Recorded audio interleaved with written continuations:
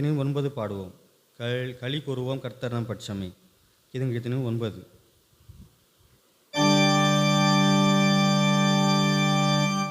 களி கூறுவோம் கர்த்தர் நம் பட்சமே, தம் இரத்தத்தால் நம்மை மீட்டார்.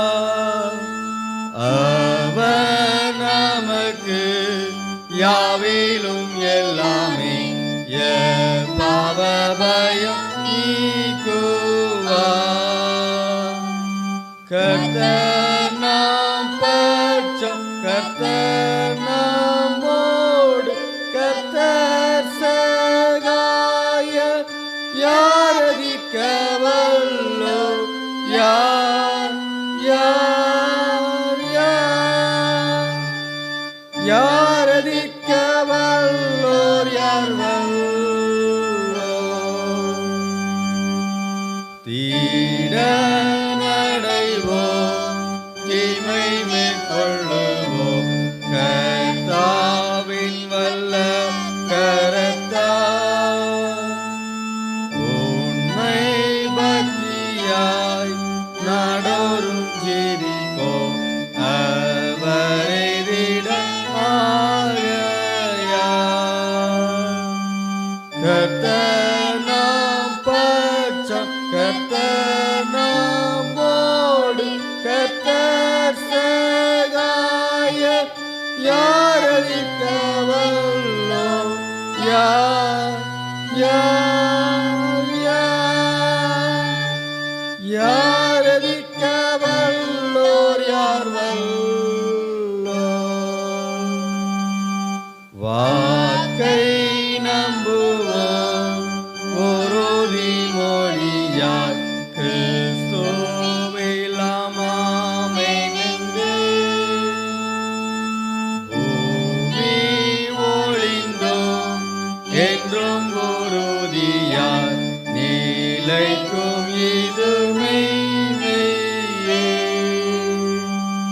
கர்த்தர் நாம் பட்சம், கர்த்தர் நம்மோடு, கர்த்தர் சகாய, யார் அதிக்க வல்லோ, யார் யார் யார் யார் அதிக்க வல்லோ, யார் வல்லோ.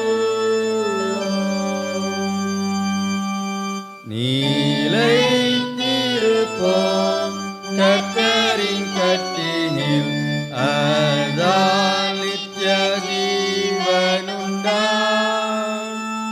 பற்றும் ஏழையை தம் வல்ல கரத்தில் வைத்தென்றும் பாதுகாப்பாராம். கர்த்தர் நாம் பட்சம், கர்த்தர் நம்மோடு, கர்த்தர் சகாய, யார் அதிக்க வல்லோ, யார் யார் யார் யார் அதிக்க வல்லோர், யார் வல்லோ.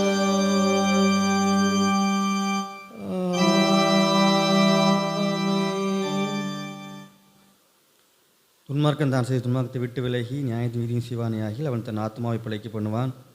என் மீறுதல்களை நான் அறிந்திருக்கிறேன், என் பாவம் எப்பொழுதும் எனக்கு முன்பாக நிற்கிறது. என் பாவங்களை பாராதபடிக்கு நீர் உமது முகத்தை மறைத்து என் அக்கிரமங்களை எல்லாம் நீக்கி அருளும். தேவனுக்கு ஏற்கும் வழிகள் நொறுங்குண்டாவிதான். தேவனே, நொறுங்குண்டதும் நறுங்குண்டதுமான இதயத்தை நீர் புறக்கணியீர்.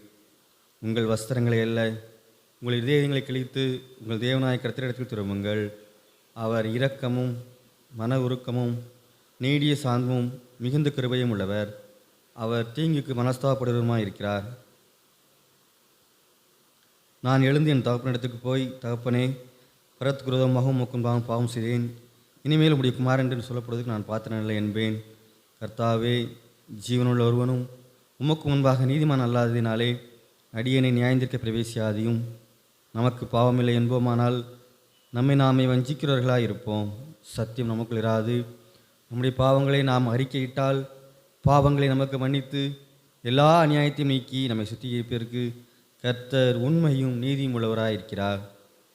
பிரியமான சகோதர சகோதரிகளே, நம்முடைய பரமிதாவாகிய சர்வமுள்ள தயவுடைய அளவிலாத தயவினாலும் இரக்கத்தினாலும் பாவமன்னிப்பை பெறுவதற்காக நாம் செய்த பலவிதமான பாவங்களையும் அக்கிரமங்களையும் அவர் சந்நிதியில் மாயமாய் மறைத்து கொள்ளாமல் பணிவும் தாழ்மையும் துக்கமும் கீழ்ப்படுதும் இதயத்தோடு அறிக்கையிட வேத வசனம் பற்பல வாக்கியம் நம்ம ஏவுகிறது.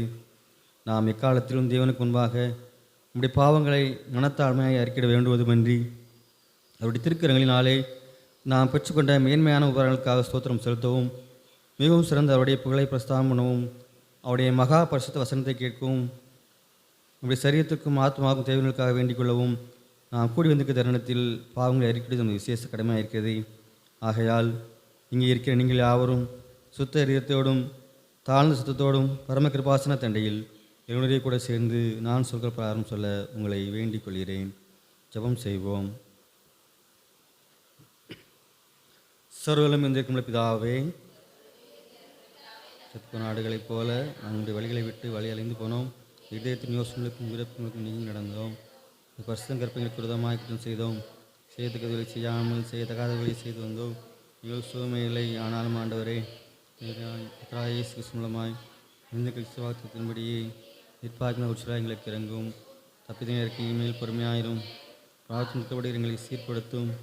மிக மிக பிதாவே, எங்கள் பசுநாமத்தை மகிழ்ந்தாம்படி நாங்கள் தேவபக்தியும் நீதியும் தெளிவுத்தினால் இழந்து வரேன். இயேசு கிறிஸ்து எங்கள் கற்பை செய்தவர்களும் ஆமென். பரமண்டங்களில் இருக்கிற நாம் வசப்படுவதாக, இந்த ராஜ்யம் வருவதாக, சுத்தம் மரமண்டத்திலே செய்யப்படுவது போல பூமியிலையும் செய்யப்படுவதாக. அன்றன்றில் எங்கள் அப்பத்தை எங்களுக்கு இன்று தாரும். ஈழ்குதமாக குற்றம் செய்வர்களுக்கு நாங்கள் மன்னிக்கிறது போல குற்றங்களை எங்களுக்கு மன்னியும். இல்லை சோதனைகளுக்கு பிரவேசிக்க பண்ணாமல் தீமை நின்று ரசித்துக் கொள்ளும். ராஜ்யம் வல்லமை மகிமையை நினைக்கும் உடைகளை ஆமென். ஆண்டவர் எங்கள் துறைகளை திறந்தருளும். தேவனை எங்கள் ரட்சிக்க விரைவாய் வாரும். பிதாவுக்கும் குமாரனுக்கும் பசுத்தாவிக்கும் மகிமை உண்டாவதாக. கர்த்தரை துதியுங்கள். 95ஆம் சங்கீதத்தை நாம் பாடலாக பாடுவோம்.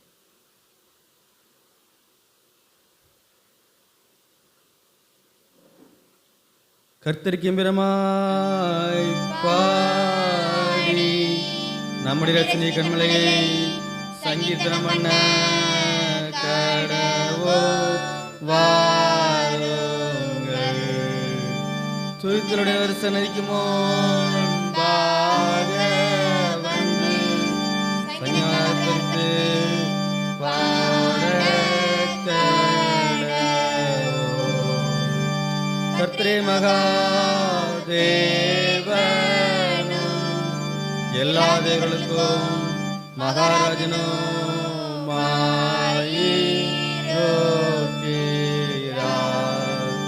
பூமியின் அழுகையில் இருக்கிறது. பரந்துயிரங்களோ அவருடையவைகள். சமுத்திரவருடையது, அவரை அதை உண்டாக்கினார்.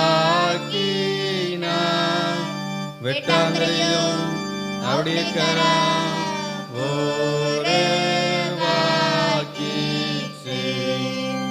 நம்மை உண்டாக்கின கருத்திற்கு முன்பாக நாம் பணிந்து குனிந்து வங்கால் படியிட கடவோம் வாருங்கள். அவர் நம்முடைய தேவன், நாம மனுஷங்களும் அவர் கைக்குள்ளான ஆடுகளோ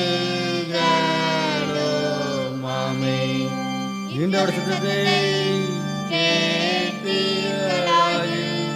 மனாத்து கொண்ட போதும் சோதனை நடந்தது போல உங்களை எடுத்து கடின பழுத்தாயுங்கள். அங்கிருந்து பார்த்த என்னை சோதித்து என்னை பற்றி பார்த்து என் கிரியையோ கண்டார்கள். 40 வருஷமாய் நான் சந்தியை ஆரோசித்து அவர்கள் வழிபெறுகிறவர்கள் என்றும் சொல்லி என்னுடைய இளைப்பாறுதலில் அவர் பிரவேசிப்பதில்லை என்று என்னுடைய கோபத்திலே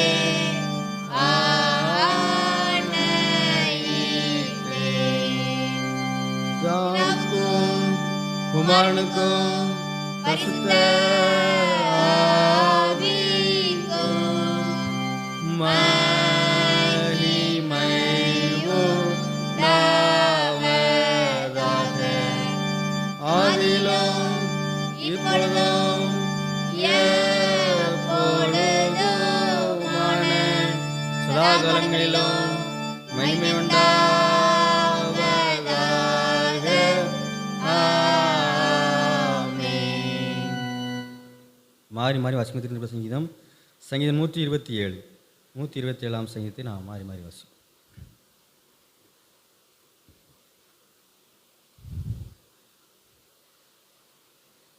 கர்த்தர் வீட்டை கட்டாராகில் அதை கட்டுகிறவர்களின் பிரயாசம் விருதா. நீங்கள் அதிகாலையிலே எழுந்து நேரப்பட்ட வேலையிலே தரித்து வருத்தத்தின் அப்பத்தை சாப்பிடுவதும் விருதா. அவரே தமக்கு பிரியமானவர்களுக்கு நித்திரை அளிக்கிறார். வால வயதின் குமாரர் பலவான் கையில் உள்ள அம்புகளுக்கு ஒப்பாயிருக்கிறார்கள்.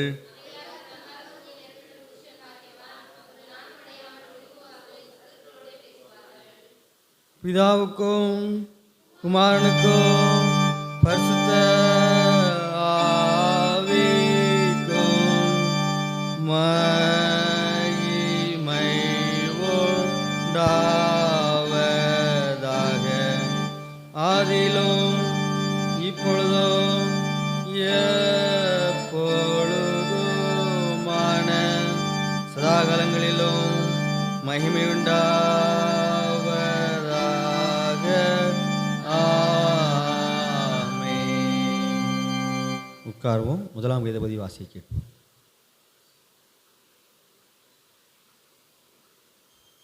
வாசிக்க கொடுக்கப்பட்டிருக்கின்ற முதலாம் வேத பாடம் உபாகமம் எழுதின சுவிசேஷம் 28ஆம் அதிகாரம் 1 முதல் 14 முடிய. உபாகமம் 28ஆம் அதிகாரம் 1 முதல். இன்று நான் உனக்கு விதிக்கின்ற உன் தேவனாகிய கர்த்தருடைய கட்டளைகளின்படியெல்லாம் நீ செய்ய நீ கவனமாயிருக்கும்படி அவர் சத்தத்திற்கு உண்மையாய் செவி கொடுப்பாயானால் உன் தேவனாகிய கர்த்தர் பூமியிலுள்ள சகல ஜாதிகளிலும் உன்னை மேன்மையாக வைப்பார். நீ உன் தேவனாகிய கர்த்தரின் சத்தத்துக்கு செவி கொடுக்கும்போது இப்பொழுது சொல்லப்படும் ஆசீர்வாதங்கள் எல்லாம் உன்மேல் வந்து பலிக்கும். நீ பட்டணத்திலும் ஆசீர்வதிக்கப்பட்டிருப்பாய், வெளியிலும் ஆசீர்வதிக்கப்பட்டிருப்பாய். உன் கற்பத்தின் கனியையும் உன் நிலத்தின் கனியையும் உன் மாடுகளின் பெருக்கமும் உன் ஆடுகளின் மந்தைகளுமாகிய உன் மிருக ஜீவன்களிலும் பலனும் ஆசீர்வதிக்கப்பட்டிருக்கும். உன் கூடையும் மாப்பி செய்கிற உன் தொட்டியும் ஆசீர்வதிக்கப்பட்டிருக்கும். நீ வருகையிலும் ஆசீர்வதிக்கப்பட்டிருப்பாய், நீ போகையிலும் ஆசீர்வதிக்கப்பட்டிருப்பாய். உனக்கு விரோதமாய் எழும்பும் உன் சத்துருக்களை கர்த்தர் உனக்கு முன்பாக முறியடிக்கும்படும்படி ஒப்புக்கொடுப்பார். ஒரு வழியாய் உனக்கு புறப்படுவார்கள், 7 வழியாய் உனக்கு முன்பாக ஓடிப்போவார்கள். கர்த்தர் உன் களஞ்சியங்களிலும் நீ கையிடும் எல்லா வேலைகளிலும் உனக்கு ஆசீர்வாதம் கட்டளிடுவார். உன் தேவனாகிய கர்த்தர் உனக்கு கொடுக்கும் தேசத்திலே உன்னை ஆசீர்வதிப்பார். நீ உன் தேவனாகிய கர்த்தரின் கட்டளைகளை கைக்கொண்டு அவர் வழியில் நடக்கும்போது கர்த்தர் உனக்கு ஆணையிட்டபடியே உன்னை தமக்கு பரிசுத்த ஜனமாக நிலைப்படுத்துவார். அப்பொழுது கர்த்தருடைய நாமம் உனக்கு தரிக்கப்பட்டது என்று பூமியின் ஜனங்களெல்லாம் கண்டு உனக்கு பயப்படுவார்கள். உனக்கு கொடுப்பேன் என்று கர்த்தர் உன் பிதாக்களுக்கு ஆணையிட்ட தேசத்தில் கர்த்தர் உன்னை கற்பத்தின் கனியிலும் உன் மிருக ஜீவனின் பலனிலும் உன் நிலத்தின் கனியிலும் உனக்கு பரிபூரண நன்மை உண்டாக்க கட்டளிடுவார். ஏற்ற காலத்தில் உன் தேசத்தில் மழையை பெய்யவும் நீ கையிட்டு செய்யும் வேலைகளிலும் எல்லாம் நீ ஆசீர்வதிக்கவும் கர்த்தர் உனக்கு தமது நல்ல பொக்கிஷ சாலையாக வானத்தை திறப்பார். நீ போய் நீ ஜாதிகளுக்கு கடன் கொடுப்பாய், நீயோ கடன் வாங்காதிருப்பாய் என்று நான் உங்களுக்கு விதிக்கிற வார்த்தைகள் யாவும் விட்டு விலகி வேறே தேவர்கள் செவி கொடுக்கும்படி நீ வலதுபுறமும் இடதுபுறமும் சாயாமல் இன்று நான் உனக்கு உன் தேவனாகிய கர்த்தரின் கட்டளைகளை கைக்கொள்ளவும் அவைகளின்படி நடக்கவும் அவைகளுக்கு செவி கொடுத்து வந்தால் கர்த்தர் உன்னை வாளாக்காமல் தலையாக்குவார், கீழாக்காமல் மேலாக்குவார். வாசிக்க கொடுக்கப்பட்ட முதலாம் வேதமான வாஸ்தாய்.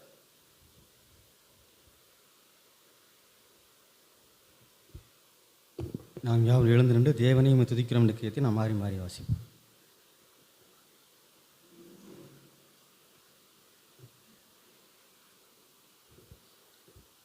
தேவனை உம்மை துதிக்கிறோம், உம்மை கர்த்தரென்று பிரஸ்தாபப்படுத்துகிறோம். தேவதூர் அனைவரும் பராமரிக்கும் அவர்கள் அதிகாரங்கள் அனைத்தும்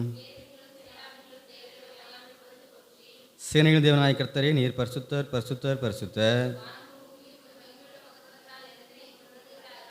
அப்போஸ்தலரின் ஆட்சி பொருந்திய கூட்டம் உம்மை போற்றும். இரத்த சாட்சியை தைரிய சேனை உம்மை போற்றும். வணங்கப்படத்தக்க மெய்யான உம்முடைய ஒரே குமாரனையும் உலகம் எங்குமுள்ள பரிசுத்தத்தை பிரஸ்தாபப்படுத்தும். நீரே பிதாவினுடைய நித்திய சுதன். நீர் மரணத்தின் கொடுமையை வென்று விசுவாசிகளாக்கும் மோட்ச ராஜ்யத்தை திறந்தீர். நீர் எங்களுக்கு நியாயாதிபதியாக வருவீர் என்று விசுவாசிக்கிறோம். எங்களை நித்திய மகிமையில் என்று பரிசுத்தமுடைய சேர்த்துக்கொள்ளும். அவர்களை ஆண்டு கொண்டு என்றென்றைக்கும் உயர்த்தி அருளும். எப்பொழுதும் சதாகாலம் உமது நாமத்தை வணங்குகிறோம். கர்த்தாவே, எங்களுக்கு இறங்கும், எங்களுக்கு இறங்கும். கர்த்தாவே, உண்மையை நம்பி இருக்கிறேன், நான் ஒரு காலம் கலங்காதபடி செய்வோம். உட்காருவோம். இப்போது இரண்டாவது இதை வாசி.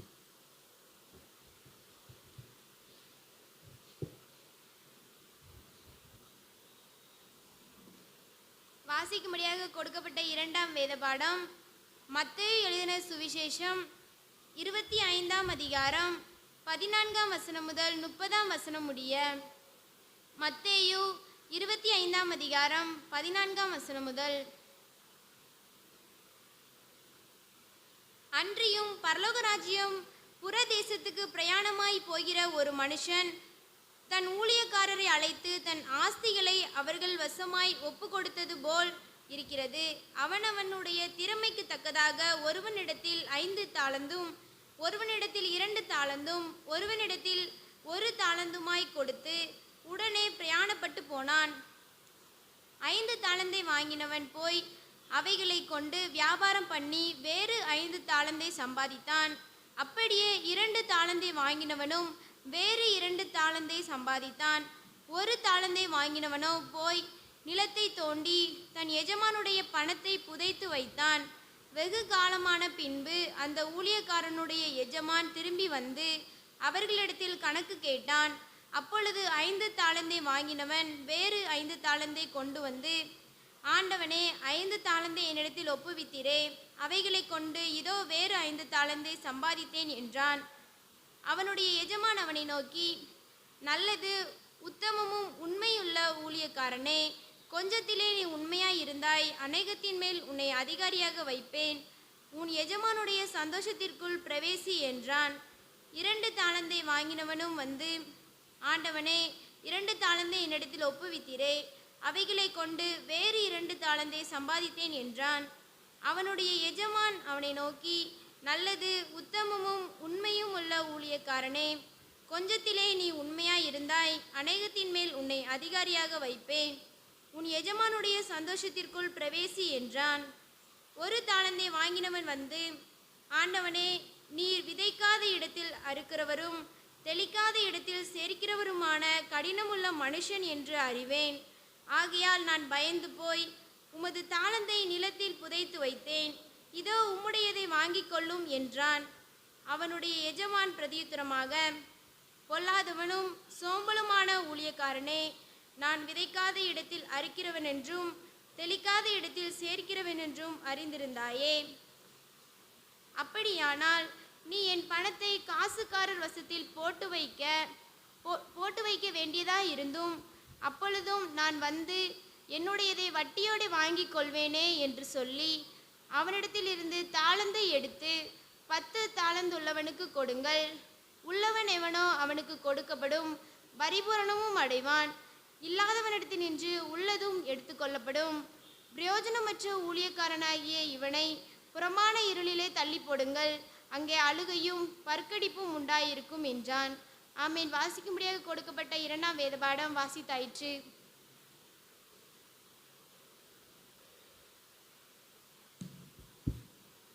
நாம் யாரும் எழுந்திருந்து நம்முடைய விசுவாசத்தை அறிக்கை செய்வோம்.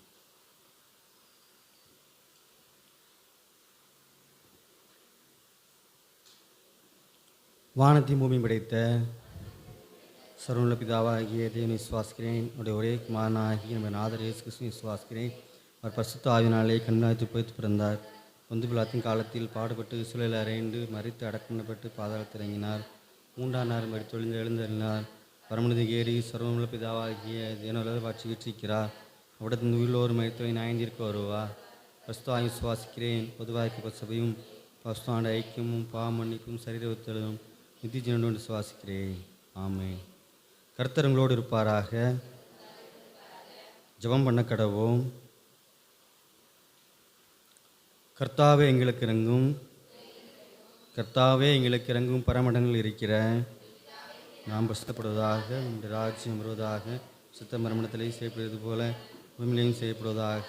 அன்றர்கள் அப்பத்தை நின்று தாரும், எங்களுக்கு உதமாக்கும் சிவர்களுக்கு நாங்கள் மன்னிக்கிறது போல குற்றங்களை எங்களுக்கு மன்னியும், எங்களை சோதனைக்கு பிரவேசி பண்ணாமல் தீமைகளை ரசித்துக் கொள்ளும். ஆமென். கர்த்தாவே உடைய இரக்கத்தை எங்களுக்கு காண்பியும், உம்முடைய பணிவிடைக்காரருக்கு நீதியை தரிப்பியும். கர்த்தாவே உம்முடைய ஜனத்தை ரட்சியும். கர்த்தாவே எங்கள் காலத்தில் சமாதானத்தை கட்டளையிடும். பராபரணி எங்கள் எதிர்த்து திசை அறியும்.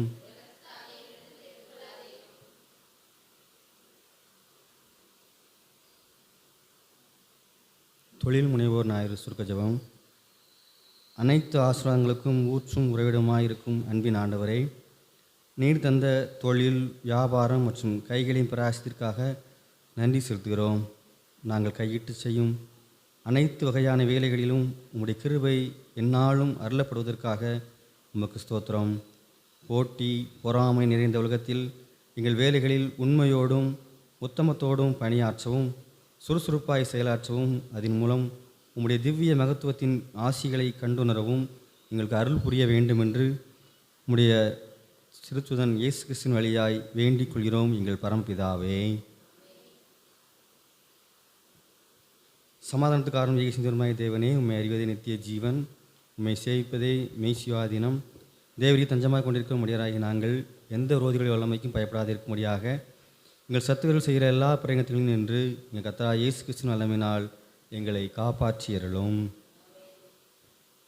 சர்வவல்லமையுள்ள நித்திய தேவனே, இந்நாள் வரை எங்களை சுகமாய் நடத்தி வந்த எங்கள் பரமபிதாவாகிய கர்த்தாவே, இந்நாளிலும் அது மிகுந்த வல்லமையினால் எங்களை காப்பாற்றி நாங்கள் யாதொரு பாவத்துக்கு உட்படாமலும் எவ்விதமான மோசத்தில் அகப்படாமலும் உமது பார்வைக்கு நீதியாக இருக்கிறதை எப்பொழுதும் செய்கிறதற்கு நாங்கள் செய்கிற எல்லாவற்றையும் உம்முடைய ஆளுகையினாலே நடத்தி அருள வேண்டும் என்று எங்கள் கர்த்தராகிய இயேசு கிறிஸ்து மூலமாய் வேண்டிக் கொள்கிறோம்.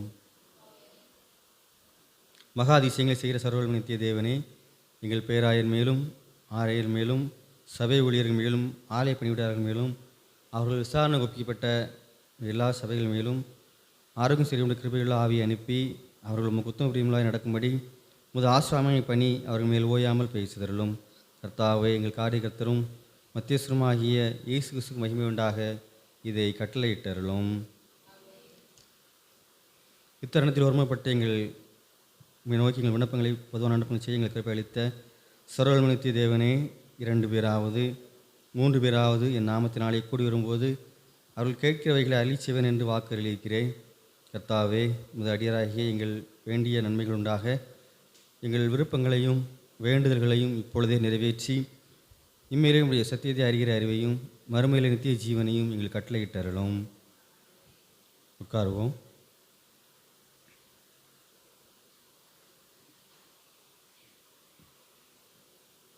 சிறுபலிகள் திருவசனம் சொல்லுவார்.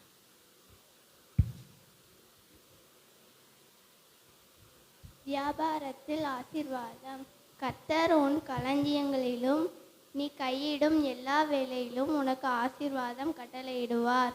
உன் தேவனாகிய கர்த்தர் உனக்கு கொடுக்கும் தேசத்திலே உன்னை ஆசீர்வதிப்பார். உபாகமம் 28 அதிகாரம் 8 வசனம். வியாபாரத்தில் ஆசீர்வாதம். கர்த்தர் உன் களஞ்சியங்களிலும் நீ நீ கையிடும் எல்லா வேலையிலும் உனக்கு ஆசீர்வாதம் கட்டளையிடுவார். உன் தேவனாகிய கர்த்தர் உனக்கு கொடுக்கும் தேசத்திலே உன்னை ஆசீர்வதிப்பார். உபாகமம் 28:8. வியாபாரத்தில் ஆசீர்வாதம். கர்த்தர் உன் களஞ்சியங்களிலும் நீ கையிடும் எல்லா வேலைகளையும் உனக்கு ஆசீர்வாதம் கட்டளையிடுவார். உன் தேவனாகிய கர்த்தர் உனக்கு கொடுக்கும் தேசத்திலே உன்னை ஆசீர்வதிப்பார். உபாகமம் 28:8. கர்த்தர் உன் களஞ்சியங்களிலும் நீ கையிடும் எல்லா வேலையிலும் உனக்கு ஆசீர்வாதம் கட்டளையிடுவார். உன் தேவனாகிய கர்த்தர் உனக்கு கொடுக்கும் தேசத்திலே உன்னை ஆசீர்வதிப்பார். உபாகமம் 28:8. கர்த்தர் உன் களஞ்சியங்களில் நீ கையிடும் எல்லா வேலைகளிலும் உன்னை ஆசீர்வதிப்பார். உன் தேவனாகிய கர்த்தர் உனக்கு கொடுக்கின்ற தேசத்தில் உன்னை ஆசீர்வதிப்பார். உபாகமம் 28:8. கர்த்தர் உன் களஞ்சியங்களிலும் நீ கையிடும் எல்லா வேலையிலும் உனக்கு ஆசீர்வாதம் கட்டளையிடுவார். உன் தேவனாகிய கர்த்தர் உனக்கு கொடுக்கும் தேசத்திலே உன்னை ஆசீர்வதிப்பார். உபாகமம் 28:8. திருசூன கரங்களை தட்டி வாழ்த்துவோம்.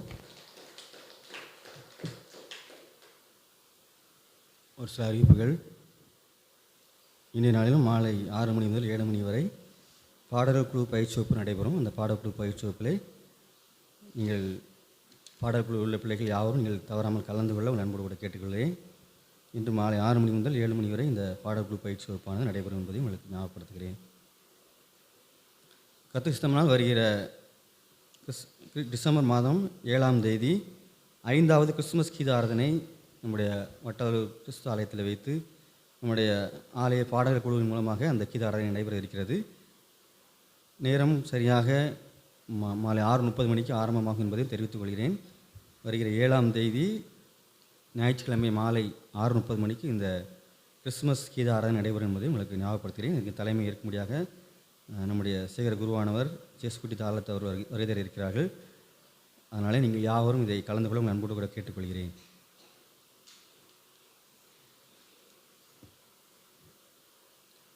இவங்க திடப்படுத்தல் வகுப்பு நம்முடைய ஒவ்வொரு வாரம் நடைபெற்று கொண்டிருக்கிறது. ஒருவேளை இந்த நவம்பர் மாதத்திலே திடப்படுத்தல் கொடுக்க பேராயர் வருவார்கள் என்று நாம் ஏற்கனவே அறிவித்திருந்தோம். ஒரு சிறிய மாறுதல் நம்முடைய பேராயர் அவர்களிடத்திலே ஜனவரி மாதத்திலே வருவதாக இருக்கிறது. அதனாலே இந்த திடப்படுத்தல் படிக்கிற பிள்ளைகள் இன்னும் உங்களுக்கு ஒரு வாய்ப்பு கொடுக்கப்பட்டிருக்கிறது. நீங்கள் அதனாலே உங்களுக்கு கொடுக்கப்பட்ட பாடங்களை நீங்கள் படித்து நீங்கள் எழுதி பார்க்க உங்கள் அன்போடு கூட கேட்டுக்கொள்கிறேன்.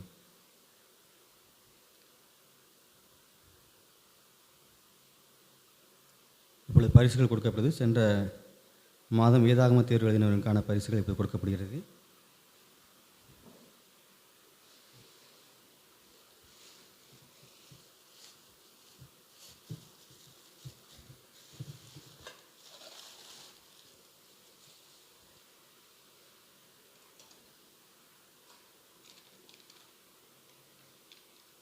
சென்ற மாதம் நடைபெற்ற வேதாகம தேர்வுக்கான பரிசு 2ஆம் பரிசு எஸ் கண்மணி கிருபா அவர்கள்.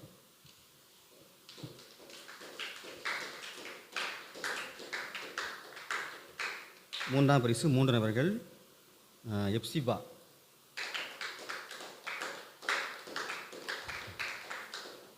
அதனைத் தொடர்ந்து லலிதா ஜெயக்குமார் அவர்கள். அதனைத் தொடர்ந்து செல்வமேரி அவர்கள்.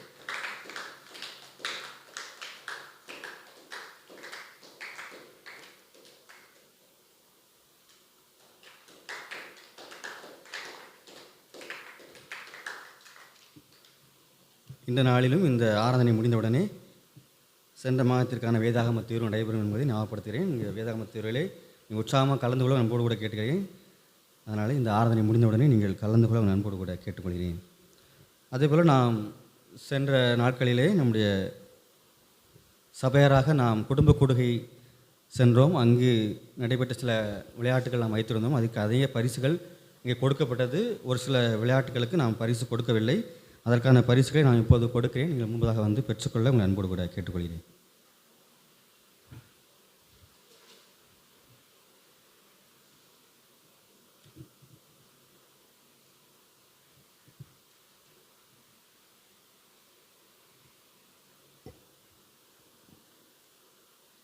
மியூசிக் பந்து போடுதலிலே பரிசு பெற்றவர்கள், வெற்றி பெற்றவர்களுக்கான பரிசு பெண்கள் அணி அதில் வெற்றி பெற்றது. முதலாவதாக ஆனந்தி அவர்கள். நீ வந்து வாங்கிக்கடா. அதே போல் செல்வமேரி,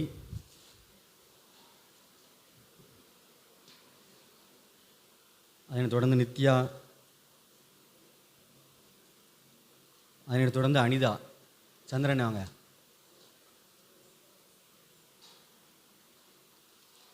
அதனைத் தொடர்ந்து பிஸ்கில்லா.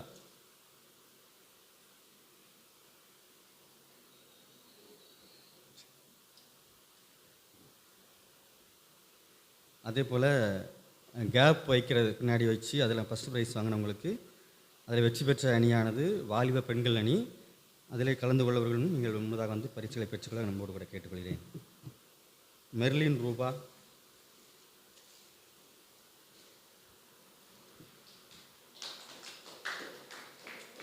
அபிஷா,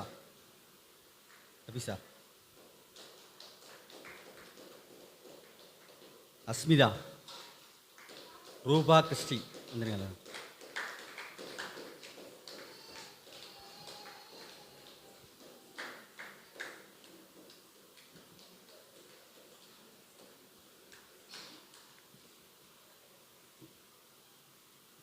அதே போல்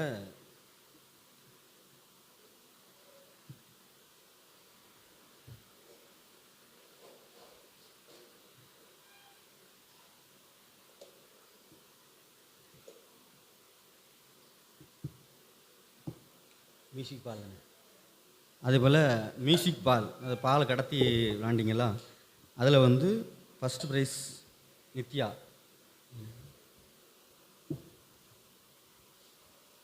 ஃபஸ்ட் ப்ரைஸ் நித்யா, ரெண்டாவது ப்ரைஸ் அகஸ்டின்.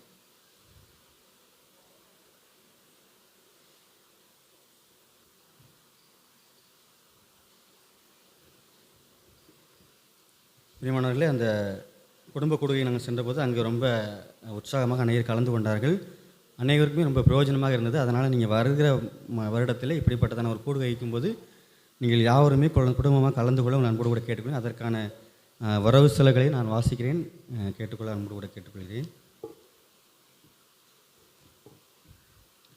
வேன் வாடகை 5200 ரூபாய், சாப்பாடு செலவு 2 வேளைக்கு 10,400 ரூபாய், பரிசுகள் வாங்கிய வகைக்காக 700 ரூபாய், தண்ணீர் கேன் ஒன்று 30 ரூபாய், இசை மீட்டியவருக்கு 500 ரூபாய் மற்றும் அந்த செழிம்பு தோப்பு ஆலயத்திற்கு என்று கொடுக்கப்பட்ட காணிக்கு 500 ரூபாய், ஆக மொத்தம் 17,330 ரூபாய்.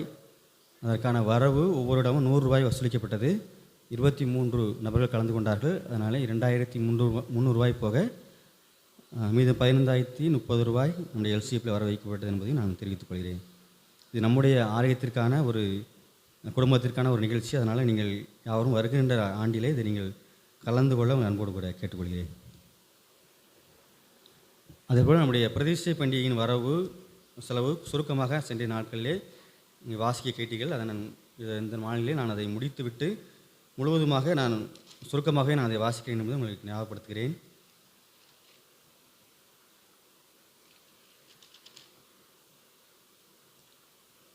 பிரதிஷ்டை பண்டிகையிலே நமக்கு நன்கொடை மூலமாகவும் இன்னும் ஆராதனை மூலமாகவும் இன்னும் ஏலத்தின் மூலமாகவும் வரவு வந்த தொகை மொத்தம் 49,780 ரூபாய். அதேபோல் செலவுகள் மொத்தம் நாம் பந்தல், இன்னும் மைக் செட், இன்னும் பல தேவைகளுக்கான செலவுகள், மொத்த செலவு 51,497 ரூபாய். அதுபோல் செலவு நீக்கி பற்றாக்குறை 1,717 ரூபாய். இந்த பற்றாக்குறையானது நீங்கள் வரியை ஒரு சிலர்கள் மாத்திரமே கொடுத்துள்ளீர்கள். ஒருவேளை 9 நபர்கள் மாத்திரமே நீங்கள் கொடுத்துள்ளீர்கள். மீதமுள்ள நபர்களும் நீங்கள் அந்த வரியை கொடுப்பீர்கள் என்று சொன்னால் இந்த பற்றாக்குறையும் முழுவதுமாக மீட்கப்பட்டுவிடும் என்பதை நான் தெரிவித்துக் கொள்கிறேன். இருந்தாலும் கணக்கு முடிக்க வேண்டும் என்ற காரணத்தினாலே இதை நாம் முடித்து நாம் எல்சிபியிலிருந்து இந்த மித்த தொகையை நாம் எடுத்திருக்கிறோம். வருகிற நாட்களில் இந்த பண்டிகைக்கான வரியை நீங்கள் முழுவதுமாக செலுத்தி இந்த பண்டிகைக்கான செலவினங்கள் நீங்கள் தாங்க அன்போடு கூட கேட்டுக்கொள்கிறேன். இதற்கான முழு விவரம் தெரிய வேண்டுமானால் நீங்கள் என்னிடம் கேட்டு தெரிந்து கொள்ள உங்கள் அன்போடு கூட கேட்டுக்கொள்கிறேன்.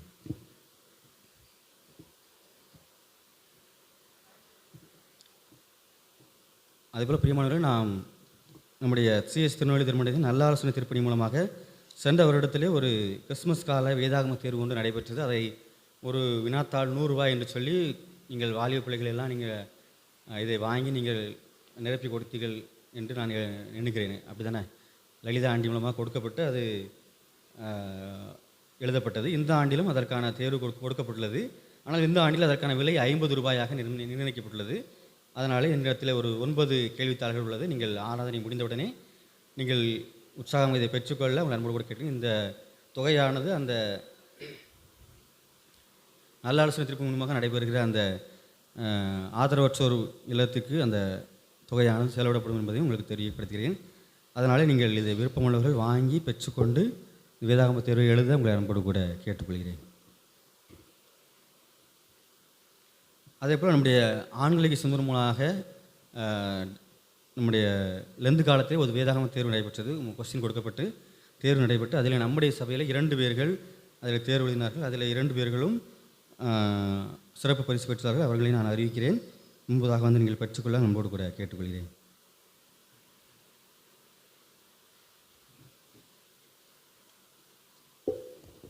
ஆத்தர் ஜெயக்குமார் சார் அவர்கள். இன்னொரு அண்ணா பிரிஸ்கலா.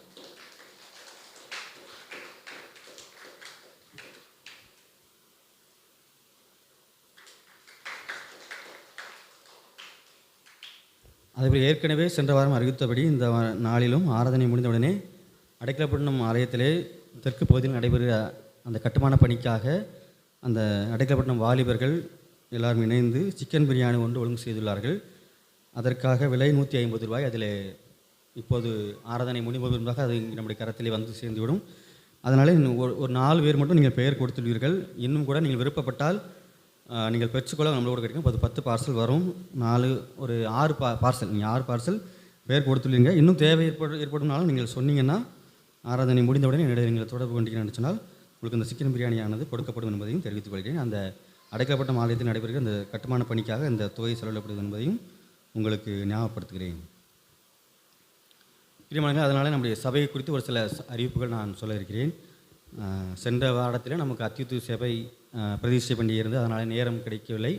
அதற்கு முந்தைய வாரத்தில் நம்முடைய ஆலயத்திலே திருவிருந்து ஆராதனை நடைபெற்ற காரணத்தினாலும் நம்முடைய செய்கிற குருவானவர்கள் அதிலே கலந்து கொண்ட காரணத்தினால் சில அறிவிப்புகளை நான் சொல்ல முடியவில்லை. இந்த நாளிலே அந்த அறிவிப்புகளை நான் சொல்ல விரும்புகிறேன். ஏன்னு சொன்னால் நம்முடைய திருச்சபையானது ஒரு வளர்ந்து வருகிற ஒரு திருச்சபை.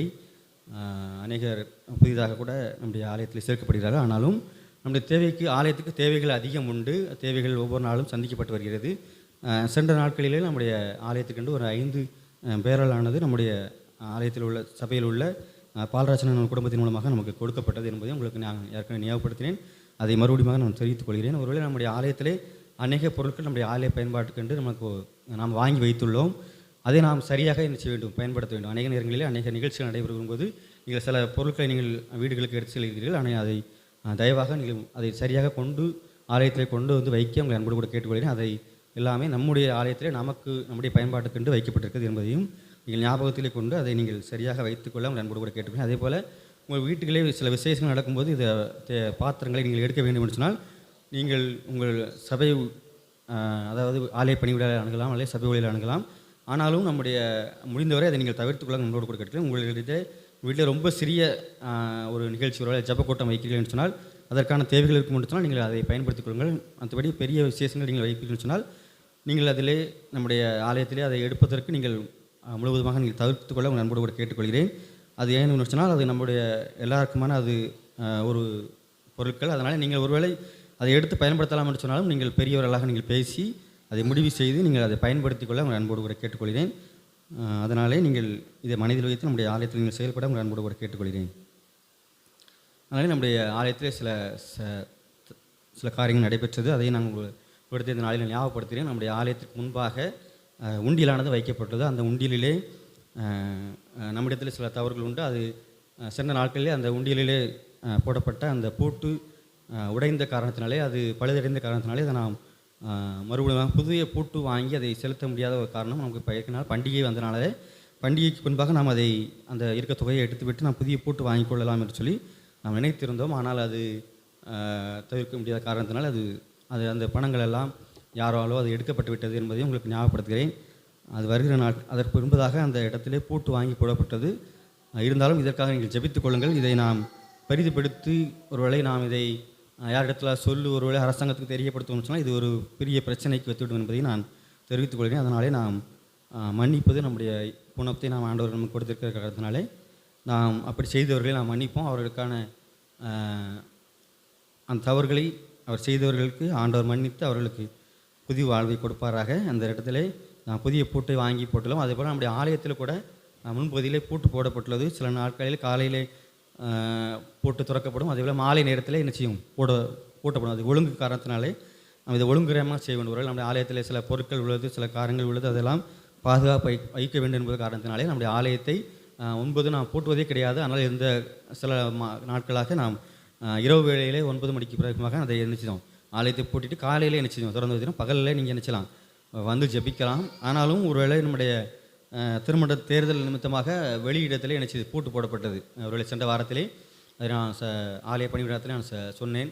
அதை நீங்கள் பூட்டி விடுங்கள் ஏன்னு சொன்னால் சிலர் தேவையில்லாத நபர்கள் உள்ளே வந்து அந்த நோட்டீஸ் போர்டில் வெட்டுகிற காரியத்தை அவர்கள் கிழித்து செய்துள்ளதற்கு ஏதுவாக இருக்கும் என்ற காரணத்தினாலே அதை நாம் பூட்டிவிட வேண்டும் என்று சொன்னேன். ஆனால் இன்றைய நாட்களிலே நம்முடைய திருமணத்தின் தேர்தல் ஒரு சில நாட்கள் நிறுத்தி வைக்கப்பட்டுள்ளது. ஒருவேளை நம்முடைய நீதிமன்றத்தின் உத்தரவு மூலமாக அந்த தேர்தலானது சில நாட்கள் ஒத்தி வைக்கப்பட்டுள்ளது. அதற்கென்று ஒரு புதிய நீதிபதியை நியமித்துள்ளார்கள். அவர்கள் மூலமாக வருகின்ற நாளிலே இந்த தேர்தலான நடைபெறும் என்பதை நான் தெரிவித்துக் கொள்கிறேன். அதனாலே நீங்கள் இதை மனதில் வைத்து நம்முடைய ஆலயத்திலே எல்லா காரியத்தையும் நீங்கள் யாரும் ஒற்றுமையாக செயல்பட உங்கள் அன்போடு கூட கேட்டுக்கொள்கிறேன். நம்முடைய ஆலயத்திலே என்ன பிரச்சனைகள் இருந்தாலும் என்ன காரணங்கள் இருந்தாலும் அதை நீங்கள் சபை ஊழியருக்கு நீங்கள் தெரியப்படுத்த உங்கள் அன்போடு கூட கேட்டுக்கொள்கிறேன். அதேபோல் பெரியவர்களாக நீங்கள் சேர்ந்து எல்லா காரியங்களையும் நீங்கள் ஒழுங்குபடுத்திக் கொள்ள உங்கள் அன்போடு கூட கேட்டுக்கொள்கிறேன்.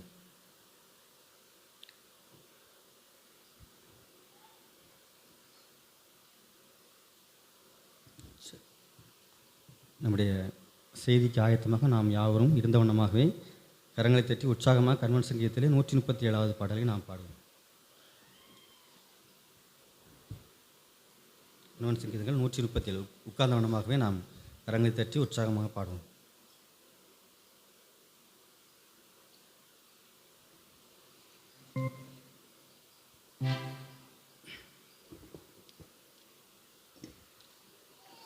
எனக்கொத்தாசை வரும் பர்வதம் நேராயின் கண்களை ஏறெடுமே. எனக்கொத்தாசை வரும் பர்வதம் நேராயின் கண்களை ஏறெடுமே. வானமும் பூமியும் படைத்த வல்ல தேவனிடமிருந்தே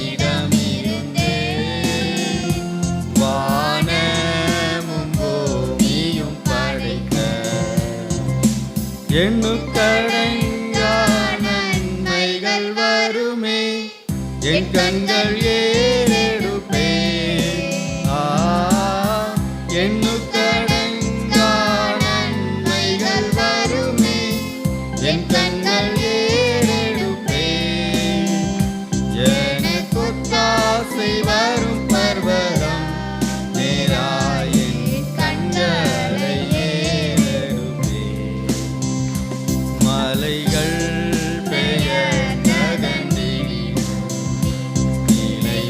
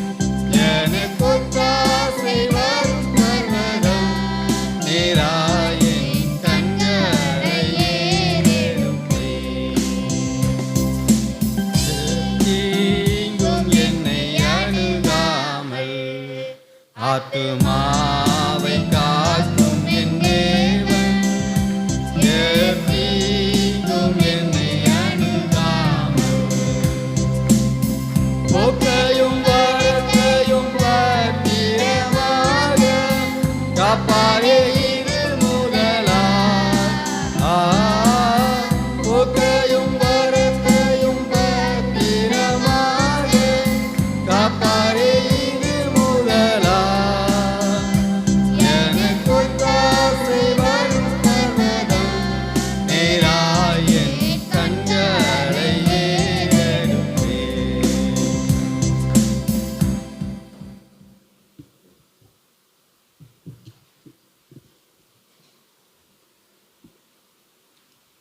ஆண்டு வார்த்தை கேட்பதற்கு ஆயத்தமாக நாம் யாரும் தலைகளை தாழ்த்தி ஆண்டவரை நோக்கி பார்ப்போம்.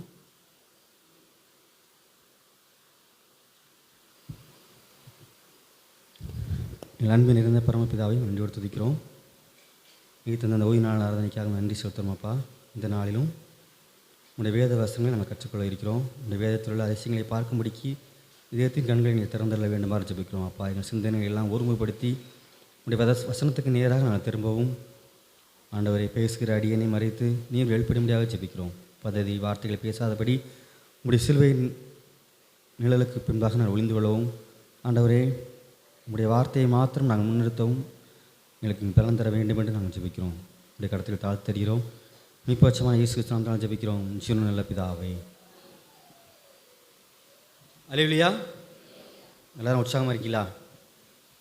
என்ன இல்லையா? இருக்கீங்களா இல்லையா? அல்லேலூயா. எல்லாருக்கும் இன்றைக்கி நிறைய ப்ரைஸ் கிடச்சிருக்கு. அப்படி தான் எங்கே பார்த்தாலும் எல்லார் கையிலையும் ப்ரைஸ் இருக்குது. இன்றைக்கி ஒரு பரிசு ஞாயிறுனே நினச்சலாம் வச்சுக்கலாம். சிறப்பாக எல்லாருக்கும் நினச்சது பரிசு நீங்கள் பெற்றிருக்கிறீர்கள். ஆண்டவர் தாம் எங்கள் ஒவ்வொருவரையும் ஆசீர்வதிப்பாராக. ஒருவேளை பரிசு கிடைப்பது என்பது உண்மையாகவே நம்முடைய வாழ்க்கையிலே ஒரு ஆசீர்வாதம், ஒரு மகிழ்ச்சி நிறைந்த ஒரு காரியம். அதனாலே உங்கள் ஒவ்வொருவரையும் ஆண்டவர் ஆசீர்வதிப்பாராக.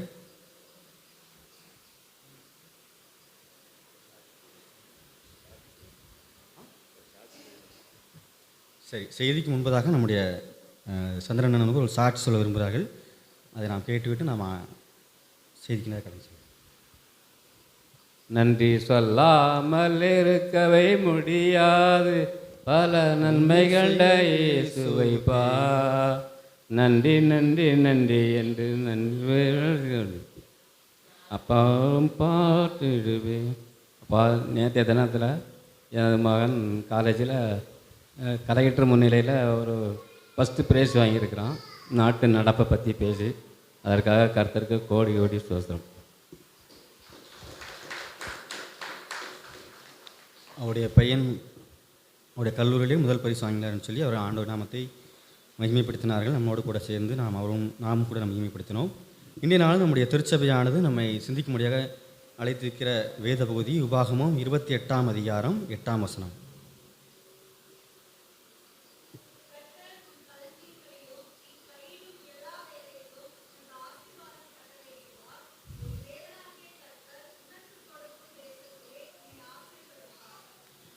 பிரியமானவர்களே, இந்த நாளில் நம்முடைய திருச்சபையானது தொழில் முனைவோர் ஞாயிறு என்று சொல்லி ஆசரிக்கும்படியாக அழைத்திருக்கிறது.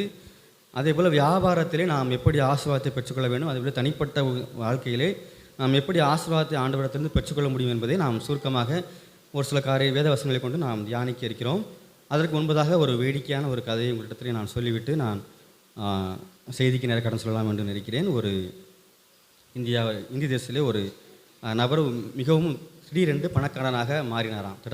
திடீரென்று அவர் ஒரு பணக்காரனாக மாறினாராம். இதை கேள்விப்பட்ட உடனே இதில் இன்கம் டேக்ஸ் ஆஃபீஸிலிருந்து டெல்லியிலிருந்து நினைச்சார்கள் இதை பார்க்கும்படியாக இவர் எப்படி முன்னேறினார் விரைவாக என்று சொல்லி இவரை நாம் தெரிந்து கொள்ள வேண்டும் என்று சொல்லி அங்கிருந்து 2 ஆஃபீஸர்கள் நினைச்சார்கள். அவரை தேடி வந்தார்களாம். உடனே அவரிடத்தில் வந்து கேட்டார்களாம், நீ எப்படி புதிதாக இவ்வளோ பெரிய பணக்காரனாக மாறினா என்று சொல்லி அவரிடத்தில் கேட்டார்களாம். கேட்ட உடனே அவன் சொன்னாலும், நான் வந்து பெட் கட்டி, அதாவது பெட்டு வச்சு கட்டி தான் நான் என்ன செஞ்சேன், பணக்காரனாக மாறினேன் என்று சொல்லி சொன்னானா. அது எப்படி, இதை நம்ப முடியலையே என்று சொல்லி சொன்னானா. அப்போ நான் உங்கள்கிட்ட ஒரு பெட்டு கட்டுறேன்னு சொன்னானா. என்ன சொன்னானா, 100 ரூபா உங்கள்கிட்ட பெட்டு கட்டுறேன், என் பல்லால் என்னுடைய கண்ணை நான் கடிப்பேன் அப்படின்னு சொல்லி சொன்னாராம். அது எப்படி முடியும், தைரியமாக நான் கட்டுறேன்னு சொல்லி என்ன செஞ்சாராம். அவர் ஓகேன்னு சொல்லிட்டாராம். உடனே என்ன பண்ணாரான்னா, இந்த மனுஷன் என்ன பண்ணார்னா, இவர் ஒரு கண்ணு நினச்சிது டூப்ளிகேட் கண்ணாக இருந்திருக்கு. உடனே கண்ணை எடுத்துட்டு அவர் பல்ல வச்சு கடிச்சிட்டு மறுபடியும் நினச்சிச்சாராம், மாட்டிட்டாராம். கடைசியில் அந்த மனிதர் நினச்சார், தோற்று போயிட்டு நினச்சார், 100 ரூபாய் கொடுத்தாரு. உடனே இன்னொரு நபர் இருக்கிறாரு, அவரை கூப்பிட்டாரு, நீங்கள் என்ன சொல்லுவீங்கன்னு சொல்லி சொன்னாராம். இல்லை உன்கிட்ட நான் மாட்டுக்கு விரும்பலை, நீ என்ன செய்ய போகிறேன்னு தெரில அப்படின்னு சொன்னான். உடனே சொன்னார் இவர், நான் ஒரு கண்ணை தான் எடுத்து ஏற்கனவே அப்படி காமிச்சிட்டேனே, இன்னொரு கண்ணும் நான் குருடாக இருந்தால் நான் எப்படி உங்கள்கிட்ட பார்க்க முடியும், அதனால் நீங்கள் பயப்படண்டா, நீங்கள் தைரியமாக பெட் கட்டுங்க அப்படின்னு சொல்லி சொன்னாராம்.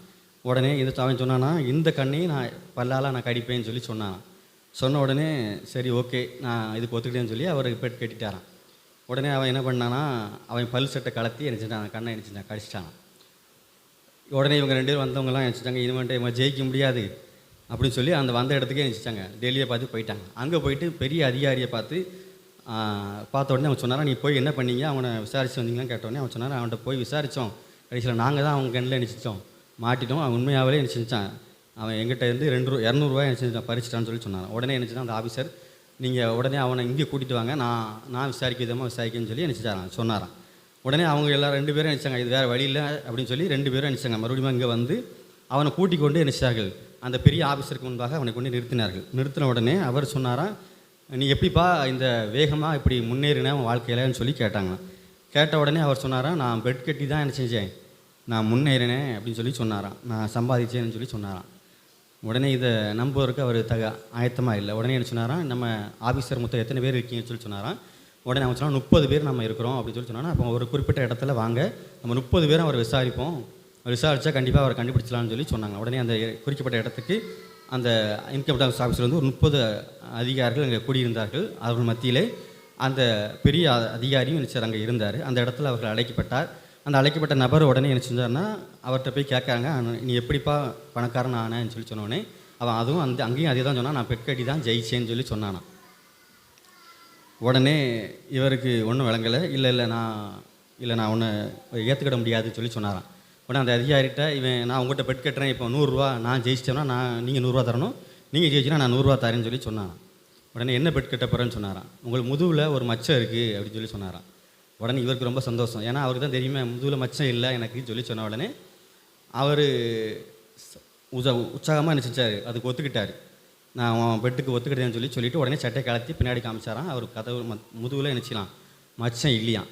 உடனே 100 ரூபா அவன் இழந்துட்ட உடனே அவர் வெற்றி பெற்றதாக நினச்சிக்கிட்டார். ஆனால் அந்த அதிகாரியை பார்த்து அந்த நபரை சொன்னாரான், சார் நீங்கள் ஜெயிச்சிட்டேன்னு நினைக்கலாம், ஆனால் நான் தான் அந்த இடத்துல ஜெயிச்சிருக்கேன், நீங்கள் வெறும் 100 ரூபா ஜெயிச்சிருக்கேன், ஆனால் நான் 2900 ரூபா ஜெயிச்சிருக்கேன்னு சொன்னான். அவன் என்ன சொன்னான் தெரியுமா, அந்த 30 பேரையும் நான் முன்னக்கட்டியே உங்களுக்கு முன்னாலே நான் அழைச்சி நான் உங்கள் அதிகாரியை சட்டையை கலத்த வைக்க போகிறேன் அப்படின்னு சொல்லி உங்கள்கிட்ட யாரெல்லாம் இந்த பெட்டுக்கு வாரீங்க உங்களுக்கு 100 ரூபா கொடுங்கன்னு சொல்லி சொன்னான்.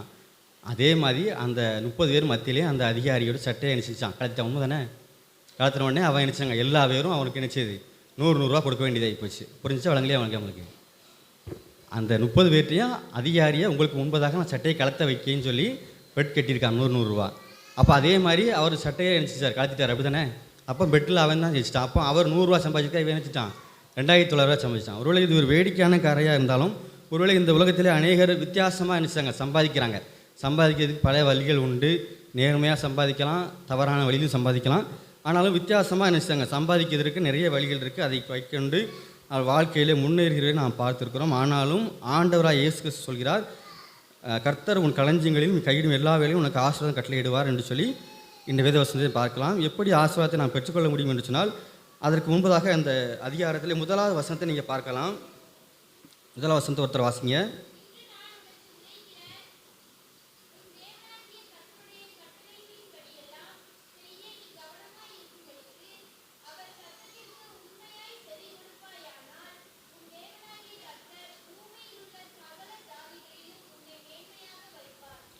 இங்கே பார்க்குறோம், நீ அவர் சத்தத்துக்கு உண்மையாய் செவி கொடுப்பாயானால். செவி கொடுக்கறதுனா என்னது? ஆண்டவருடைய சத்தத்துக்கு என்ன செய்யணும்? கீழ்ப்படியணும். அப்போ கீழ்ப்படியதன் மூலமாக நாம் எப்படி ஆசீர்வாதத்தை பெற்றுக்கொள்ளலாம்னு சொல்லி ஒரு 10 வழிகளை சொல்லி அந்த வழிகளிலே அவர்கள் வெற்றி பெற்றவர்களுடைய 10 நபர்களையும் நான் இடத்துல காண்பித்து நான் செய்தியை முடிக்கலாம் என்று நினைக்கிறேன். முதலாவதாக ஒரு காரியத்தை நாம் பார்க்கலாம். ஆண்டவருக்கு நாம் கீழ்ப்படிதன் மூலமாக அழிவிற்கு விலக்கி பாதுகாத்து கொள்வார் என்று சொல்லி பார்க்கலாம். முதலாவதாக ஆண்டவருக்கு நாம் கீழ்ப்படிதன் மூலமாக நம்மை அழிவுக்கு விலக்கி அவர் பாதுகாக்கிற தெய்வமாக இருக்கிறார். இதற்கு ஒரு ஆதியாகமம் 6ஆம் அதிகாரம் 22ஆம் வசனத்தை நீங்கள் வாசிக்கலாம். ஆதியாகமம் 6ஆம் அதிகாரம் 22ஆம் வசனம்.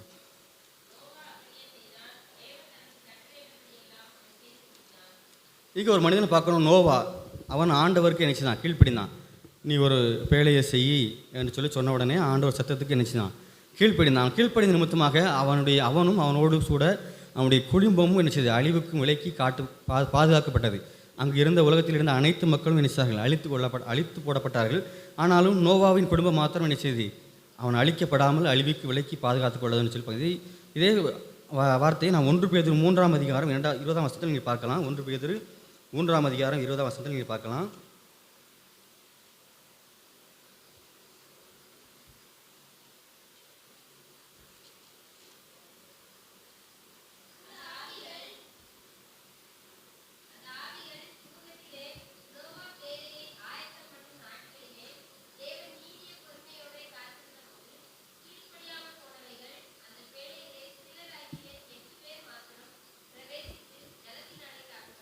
இங்கே நம்ம பார்க்குறோம் 8 பேர் மட்டும் நினைச்சார்கள் காக்கப்பட்டார்கள் சொல்லி பார்க்கணும். ஒருவேளை ஆண்டவருடைய சத்தத்திற்கு அவர் கீழ்ப்படிந்த நிமித்தமாக என்ன செய்து நாம் அழிவுக்கு விலக்கி பாதுகாத்து கொள்ள முடியும் என்று சொல்லி வேதவசனம் கற்றுக் கொடுக்குது. பிரியமானவர்களே, வியாபாரத்திலே ஆசீர்வாதத்தை நாம் எப்படி பெற்றுக்கொள்ள வேண்டும் என்று சொன்னால், முதலாவதாக நம்ம ஆண்டவருடைய சத்தத்திற்கு என்ன செய்ய வேண்டும், கீழ்ப்படிய வேண்டும். ஒருவேளை நமக்கு கொடுக்கப்பட்டிருக்க வியாபாரம் கொடுக்கப்பட்டிருக்கலாம், ஆனால் நமக்கு ஒரு பணி, அரசாங்க பணி கொடுக்கப்பட்டிருக்கலாம், ஒரு தனியார் பணி கொடுக்கப்பட்டிருக்கலாம். எந்த பணியாக இருந்தாலும் அதை உண்மையும் உத்தமத்தோடு என்ன செய்ய வேண்டும். நோவா ஆண்டவருக்கு நினைச்சான், கீழ்ப்படிந்தான். ஒரு நமக்கு மேலாக கொடுக்கப்பட்டிருக்க அதிகாரிக்கு நாம் கீழ்ப்படியாக இருக்கிறோமா, அல்லது அவர்கள் சத்தத்துக்கு நாம் கீழ்ப்படியாதவர்களாக இருக்கிறோமா என்று சொல்லி இந்த நேரத்தில் நாம் சிந்தித்து பார்க்க அழைக்கப்பட்டிருக்கும். இரண்டாவது ஒரு காரியத்தை பார்க்கலாம். நாம் ஆண்டவருடைய சத்தத்துக்கு கீழ்ப்படியும் போது நம்முடைய சந்ததியை ஆசீர்வதித்து அவர் பெருக பண்ணுகிறார். அதே போல் நம்முடைய சத்துருக்களின் வாசல்களை சுதந்திரிக்கும்படி செய்கிறார். ஆண்டவருடைய சத்தத்திற்கு நாம் கீழ்ப்படியும் போது நம்முடைய சந்ததியை அவர் ஆசீர்வதித்து பெருக பண்ணுகிறார். அதே போல் நம்முடைய சத்துருக்களின் வாசல்களை சுதந்திரிக்கும்படி செய்கிறார். இதற்கு ஒரு உதாரணத்தை, ஒரு மனிதனை நாம் சொல்லலாம், ஆபிரகாம். அவருடைய வாழ்க்கையை நீங்கள் பார்ப்பீர்கள் என்று சொன்னால், அவனையும் ஆசீர்வதித்து நினைச்சார், பெருக்க பண்ணார். ஒருவேளை ஆண்டவர் அவனுடைய சொந்த மகனை நினைச்சார் பலியிடுவதற்கு அவனை கட்டிக்கொண்டார். அதை அவன் ஒத்துக்கொண்டு நினைச்சான். ஆண்டவர் வார்த்தைக்கு அப்படியே என்ன செஞ்சான், கீழ்ப்படிந்தான். அவன் கீழ்ப்படிந்த நிமித்தமாக அவனுடைய சன்னதியை நினைச்சார், பெருக்கப்படினார். அதே போல் அவன் ஆண்டவருடைய சத்தத்தை கீழ்ப்படிந்து அவர் சொன்ன இடத்துக்கு போன நிமித்தமாக அவன் சத்துருக்களின் வாசல்களை சுதந்திரிக்கும்படி நினைச்சார், அவருடைய வாழ்க்கையிலே செய்தார். ஒருவேளை நாம் பிரியமானவர்கள் இந்த நாட்களிலும் நாமும் நம்முடைய வாழ்க்கையில் எப்படி நாம் வாழ்ந்து கொண்டிருக்கும், ஒருவேளை நாம் ஆண்டவரை அவனுடைய சத்தத்துக்கு கீழ்ப்படுகிற மக்களாக வாழ்கிறோமா, அல்லது அவருடைய வார்த்தையை நாம் புறம் தள்ளிவிட்டு இந்த உலகத்தில் உள்ளவர்கள் சொல்கிற வார்த்தைக்கு நாம் முதலிடம் கொடுக்கிறோமா என்று சொல்லி இன்றைய நாளில் நாம் சிந்திக்க அழைக்கப்படுகிறோம். மூன்றாவதாக ஒரு காரியத்தை பார்க்கலாம். ஆண்டவருடைய வார்த்தைக்கு நாம் கீழ்ப்படியும் போது நாம் எல்லார் முன்பாகவும் நாம் கலம் பண்ணப்படுவோம், அதே போல் மேன்மைப்படுத்தப்படுவோம். ஆண்டவருடைய சத்தத்திற்கு நாம் கீழ்ப்படிந்து நடக்கும்போது எல்லார் முன்பாகவும், மனிதர்கள் எல்லார் முன்பாகவும் நாம் கனம் பண்ணப்படுவோம், அதே போல் மேன்மைப்படுத்தப்படுவோம். இதற்கு ஒரு உதாரணத்தை நாம் யாரை வேதாகமத்தில் நாம் சொல்லலாம் என்று சொன்னால், மோசேயை நாம் சொல்லலாம். உபாகமம் 28ஆம் அதிகாரம் 1ஆம் வசனத்தில் நீங்கள் முதல்ல வாசித்தீங்க, அதிலே பார்க்கலாம். அந்த கடைசி பகுதியை பார்க்கலாம். பின்பகுதியில்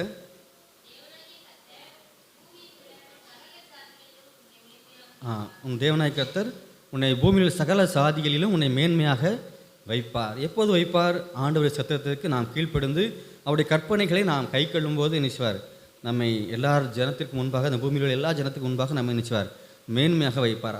அதே போல் மோசையை நினைச்சார், அவர் மேன்மையாக வைத்தார். ஒருவேளை அவன் முதலாவதாக ஆண்டவருடைய சத்தத்தை கேட்டு அவன் விலகி போனாலும் கூட பின்பதாக அவனை அழைத்து இந்த இஸ்ரவேல் ஜனங்களை நீ என்ன செய்ய வேண்டும், பாதுகாத்து கொள்ள வேண்டும் என்று சொல்லி அவன் அந்த எகிப்திலிருந்து விடுதலை பண்ண வேண்டும் என்று சொல்லி அவனுக்கு அந்த கட்டளையை பெற்றுக்கொண்டு ஆண்டவர் வார்த்தை கீழ்ப்படிந்து நினைச்சான், சேர்ந்தான். ஒருவேளை அவன் சில முறுமுறுக்கள் அவன் செய்தாலும் கூட, ஆனாலும் உண்மையாக அவன் நினைச்சான், கீழ்ப்படிந்தான் என்று சொல்லி பார்க்கிறோம். அதனால அவனை ஆண்டவர் மேன்மைப்படுத்தினான் என்று சொல்லி பார்க்கலாம். அதே போல் நான்காவது ஒரு காரியத்தை பார்க்கலாம். நாம் ஆண்டவருடைய சத்தத்தை கீழ்ப்படியும் போது பூமியிலே ஆண்டவர் நம்மை புகழ்ச்சியோடும் கீர்த்தியோடும் சிறந்திருக்கும்படி செய்வார். ஒருவேளை நாம் ஆண்டவர் சத்தத்திற்கு கீழ்ப்படியும் போது பூமியிலே புகழ்ச்சியோடும் கீர்த்தியோடும் சிறந்திருக்கும்படி நம்மை வாழ செய்வார் என்று பார்க்கலாம். இதற்கு ஒரு உதாரணத்தை நாம் வேதாகமத்தில் ஒரு நபரை சொல்லலாம். அது யார் என்று சொன்னால் யோசேப்பை அவன் ஆண்டவர் ஆசீர்வதித்தார். இதற்கு நாம் உதாரணமாக உபாகமம் 26 17ஆம் வசனமும் 19ஆம் வசனமும் வாசிங்க. உபாகமம் 26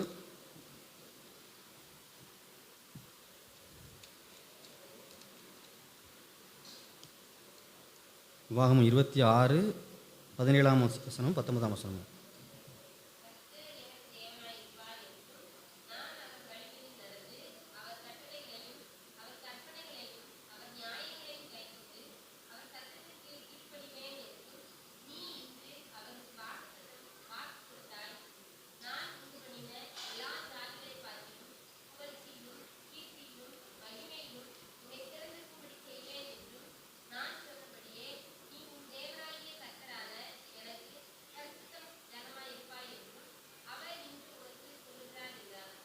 இந்த ஆசீர்வாதத்தை யோசேப்பு என்ன செஞ்சான்? பெற்றுக்கொண்டான். அவன் ஆண்டவருடைய வார்த்தையை வாக்குத்தத்தை பெற்றுக்கொண்டு அவன் பொறுமையோடே காத்திருந்தான். அவன் காத்திருந்த நிமித்தமாக அந்த எகிப்தில் ஒரு அதிகாரியாக என்ன செஞ்சான்? நியமிக்கப்பட்டான். அந்த பூமியிலே அநேகர் என்ன செய்தார்கள்? அவனிடத்தில் ஆசீர்வாதத்தை பெற்றுக்கொண்டார்கள். ஒருவேளை அநேக இடங்களிலே தானியங்கள் குறைபட்டது, பஞ்சத்தின் நிமித்தமாக அநேகர் நாடுகளிலே உணவு தட்டுப்பாடு ஏற்பட்டது. அப்போது அந்த இடத்துல யோசேப்பின் இடத்துல நினைச்சார்கள், அவர் உணவு கொள்ளும்படி நினைச்சார்கள். அப்போ அவனுடைய கீர்த்தி உலகமெங்கும் நினைச்சது பரவியது என்று சொல்லி நாம் பார்க்கலாம். அப்போ ஆண்டவர் கீழ்ப்படியும் போது, அவருடைய வார்த்தைக்கு நாம் கீழ்ப்படியும் போது பூமியிலே நம்மை நினைச்சுவார் புகழ்ச்சியோடும் கீர்த்தியோடும் சிறந்திருக்கும்படி நினைச்சுவார் செய்வார் என்று சொல்லி பார்க்கலாம். ஐந்தாவதாக ஒரு காரியத்தை பார்க்கலாம். ஆண்டவரை இயேசு கிறிஸ்து சத்தத்திற்கு நாம் கீழ்ப்படியும் போது அவர் பரியாரியாக இருந்து நம்முடைய சகல நோய்களையும் அவர் நினைச்சுவார் விலக்கி பாதுகாத்துவதாக இருக்கிறார். ஒருவேளை ஆண்டவர் சத்தியத்துக்கு நாம் முழுவதுமாக கீழ்ப்படிவோம் என்று சொன்னால் ஆண்டவர் நமக்கு பரியாரியாக இருந்து நினைச்சுவார் நம்முடைய சகல நோய்களுக்கும் விலக்கி பாதுகாத்துக் கொள்வார் என்று சொல்லி பார்க்கிறோம். இதற்கு யாரை நாம் வேதாகமத்தில் நாம் உதாரணமாக எடுத்துக்கொள்ளலாம் என்று சொன்னால் நாகமானை நாம் எடுத்துக்கொள்ளலாம். நாகமான் அவன் குஷ்டரோகத்தை வியாதி நிமித்தமாக நினைச்சான், அவன் பாதிக்கப்பட்டான். ஆனாலும் அவனுக்கு சொல்லப்பட்டது, எலிசா தீர்க்கதரிசியை நீங்கள் சென்று செல்வீர்கள் நினைச்சாலும் உங்கள் குஷ்டரோகமானது நீ சுகம் பெறலாம் என்று சொல்லி சொல்லப்பட்ட போது அவன் நினைச்சான். அங்கு சென்று எலிசா தீர்க்கதரிசியின் வார்த்தையை கேட்டு அவன் அப்படியே கீழ்ப்படிந்து அந்த யோர்தானிலே அவன் 7 தரம் முழுகினப்படுது. அவன் வியாதியிலிருந்து நினைச்சான் விடுதலை பெற்றுக்கொண்டான். பிரியமானவர்களே, எந்த நாளிலும் நாம் அநேக நேரங்களில் வியாதிகளாலே நாம் கஷ்டப்படும் போது அநேக நேரங்களில் நாம் நினைக்கிறோம், ஒருவேளை நான் ஏதோ தவறு செய்துவிட்டனோ என்று சொல்லி நாம் நினைக்கிறோம். அது ஒருவேளை உண்மையாக கூட இருக்கலாம்.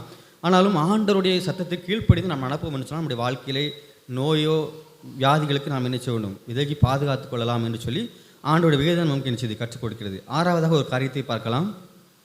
ஆண்டவருடைய சத்தத்துக்கு நாம் கீழ்ப்படிந்து நடக்கும்போது ஆண்டவர் நம்மை வாளாக்காமல் தலையாக்குவார், நாம் கீழாக்காமல் நினைச்சுவார் மேலாக்குவார். நாம் முதலாவது வேதப்படம் வாசி கேட்ட வேத பாடம் 28வது அதிகாரத்தில் 14வது கடைசியாக வாசிக்கப்பட்ட வசனம் 14வது வசனம்.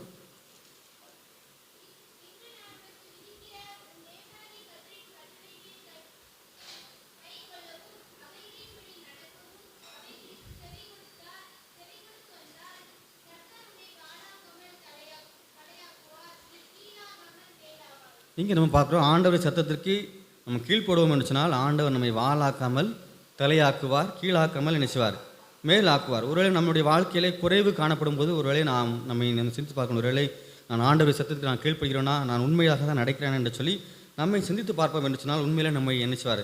ஆண்டவர் வாக்குத்தத்தம் கொடுத்தார், வாளாக்காமல் நினைச்சுவார், நம்மை தலையாக்குவார். ஒருவேளை நாம் வீழ்ந்து போக மாட்டோம், நாம் எந்த இடத்திலும் நினைச்ச வேண்டும், வீழ்ந்து போக மாட்டோம்.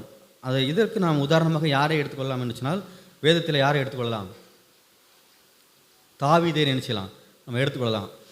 தாவீது நினைச்சார், அவனுடைய கீர்த்தி உலகமெல்லாம் நினைச்சது பரவித்து அவன் ஒரு பெரிய ராஜாவாக நினைச்சான். வேதப்பட்டான் ஒரு ஆடு மேய்க்கிற ஒரு தாவீது நினைச்சான். சிறு வயதிலே நினைச்சான் அவன் ராஜாவாக அபிஷேகம் பண்ணப்பட்டு அவன் ராஜாவாக நினைச்சான், உயர்த்தப்பட்டான்.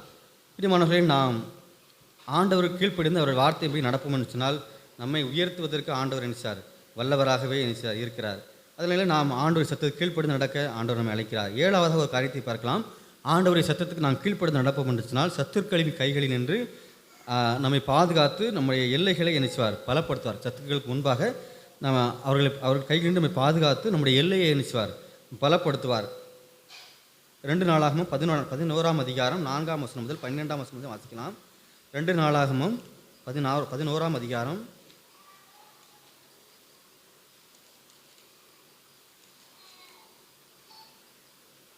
அது வாசிக்க வேண்டாம், அங்கே ஒரு பகுதியை நம்ம பார்க்கலாம். 4ஆம் வசனம் முதல் 12ஆம் வசனம் முதல் இருக்கிறது. ஆண்டவர் அங்கே பார்க்கிறோம், ரெகோபயாமை பார்க்கிறோம். அங்கு அந்த ரெகோபயா நிமித்தமாக அங்கிருந்த அவனோடு இந்த யூத ஜனங்களையும் நினைச்சார், ஆண்டவர் ரசித்தார் என்று சொல்லி பார்க்கிறோம். எதிரிகளின் கைகளிலிருந்து அவர்களை பாதுகாத்து அவர்கள் எல்லையை நினைச்சார், பெரிதிப்படுத்தினார். அதே போல் ரெகோபயாம் வாழ்க்கையிலே நினைச்சார், அவன் ஆண்டவர் கீழ்ப்படுத்திய நிமித்தமாக அவர் சத்தத்திற்கு கீழ்ப்படிய நிமித்தமாக அவனோடு கூட இருந்த யூத ஜனங்களையும் அவன் நினைச்சான், காக்க முடிந்தது என்று சொல்லி பார்க்கலாம். 8ஆவதாக ஒரு காரியத்தை பார்க்கலாம். ஆண்டவருடைய சத்தத்துக்கு நாம் கீழ்ப்படிந்து நடப்போம் என்று சொன்னால் ஆண்டவர் நமக்கு துணை நிற்கிறவராக இருக்கிறார். நம்முடைய வாழ்க்கையிலே துணை நிற்கிறவராக காணப்படுறார். ஒரே மனிதன் நான் உனக்கு துணை நிற்கிறேன், எல்லா காரியத்தையும் உங்களுக்கு செய்கிறேன் என்று சொல்லலாம். ஆனாலும் சமயம் வரும்போது நம்மை விட்டு என்ன விலகிக் கொள்ளலாம். ஆனால் ஆண்டவருடைய சத்தத்துக்கு நாம் கீழ்ப்படுவோம் என்று சொன்னால் கர்த்தர் நமக்கு துணை நிற்கிற ஒரு தேவனாக காணப்படுகிறார். அதற்கு நாம் யாரை இந்த வேதாகமத்தில் நாம் உதாரணமாக எடுக்கலாம் என்று சொன்னால் யாக்கோபுடைய வாழ்க்கையை நாம் உதாரணமாக எடுத்துக்கொள்ளலாம். யாக்கோபு ஒருவேளை அந்த பெத்தேலிலே ஆண்டவருக்கு சென்று பலி செலுத்த மொத்தமாக கர்த்தர் அவனை அவன் தமது ஜனமாக நினைச்சார் தெரிந்து கொண்டார் என்று சொல்லி பார்க்கவும். உபாகமம் 14ஆம் அதிகாரம் 2ஆம் வசனத்தில் பார்க்கலாம். உபாகமம் 14ஆம் அதிகாரம் 2ஆம் வசனத்தில்,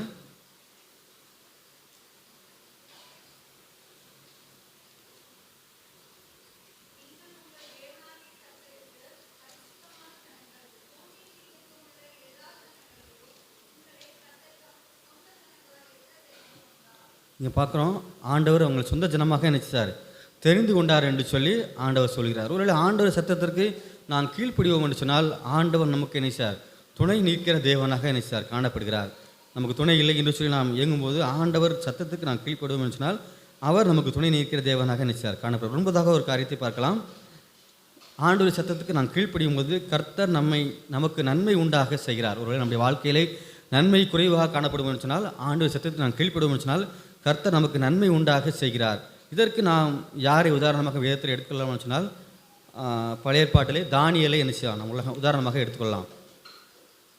ஒருவேளை தானியேல் 6ஆம் அதிகாரம் 22ஆம் வசனத்தை ஒருத்தர் வாசிங்க. தானியேல் 6ஆம் அதிகாரம் 22ஆம் வசனம்.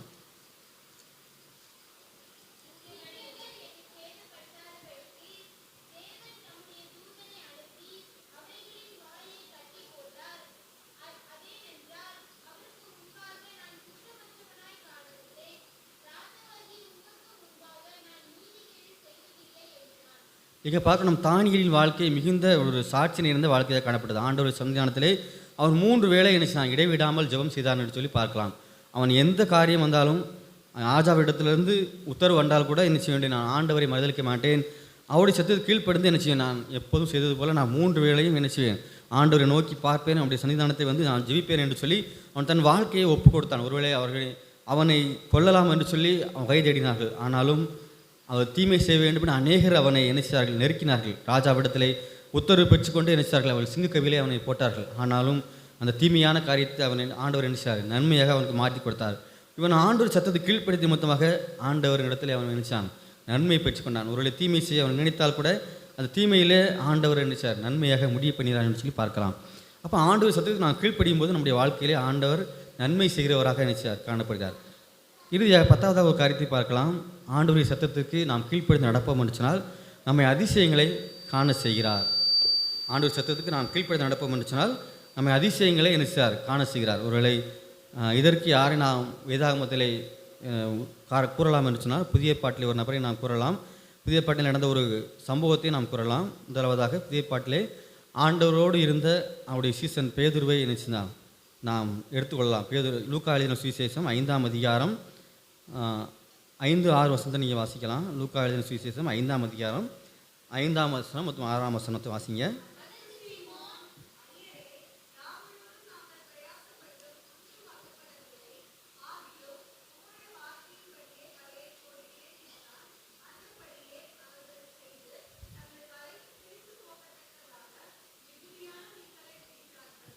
இங்கே பார்க்குறோம், பேதுருடைய வாழ்க்கையில் என்ன செய்றாங்க, அவங்க இரவு முழுவதும் அங்கே போய் என்ன கடலில் போய் மீன் பிடிக்க பார்க்குறாங்க.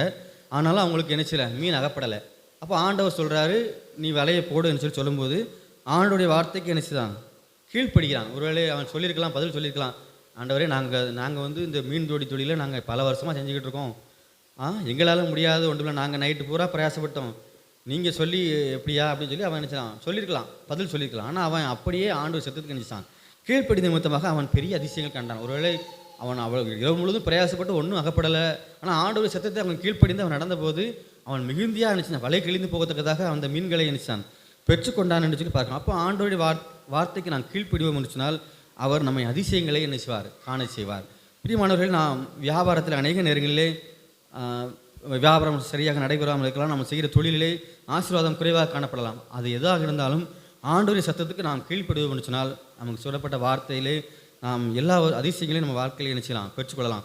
அதான் உபாகமம். நீங்கள் முதலாவது வாசிக்கிற வேத பகுதியிலே மறுபடியும் எடுத்துக்கொள்ளுங்கள். உபாகமத்தின் புஸ்தகம் 28ஆம் அதிகாரம் முதல் பகுதியில் நீங்கள் பார்க்கலாம். 3 முதல் 6 வசனத்தில் நீங்கள் பார்க்கலாம். ஆண்டவருடைய சத்தத்துக்கு கீழ்ப்படியும் போது என்னென்ன ஆசீர்வாதங்களெல்லாம் நீங்கள் பெற்றுக்கொள்ளலாம். 3ஆம் அதிகாரம் வசனம் முதல் 6ஆம் வசனம் வரை யாராவது வாசிங்க.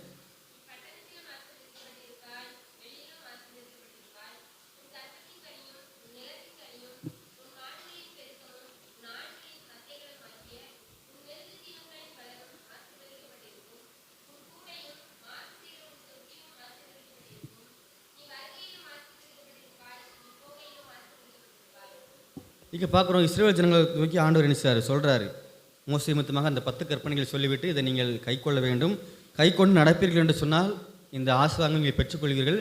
ஆனால் இதை நீங்கள் கைக்கொள்ளாமல் நீங்கள் போவீர்கள் என்று சொன்னால் நீங்கள் சாபத்தை பெற்றுக்கொள்வீர்கள். இந்த அதிகாரத்தில் நீங்கள் பின்பகுதியில் பார்த்தீங்கன்னா சாபத்தை குறித்து அதிகமாக கொடுக்கப்பட்டிருக்கும்.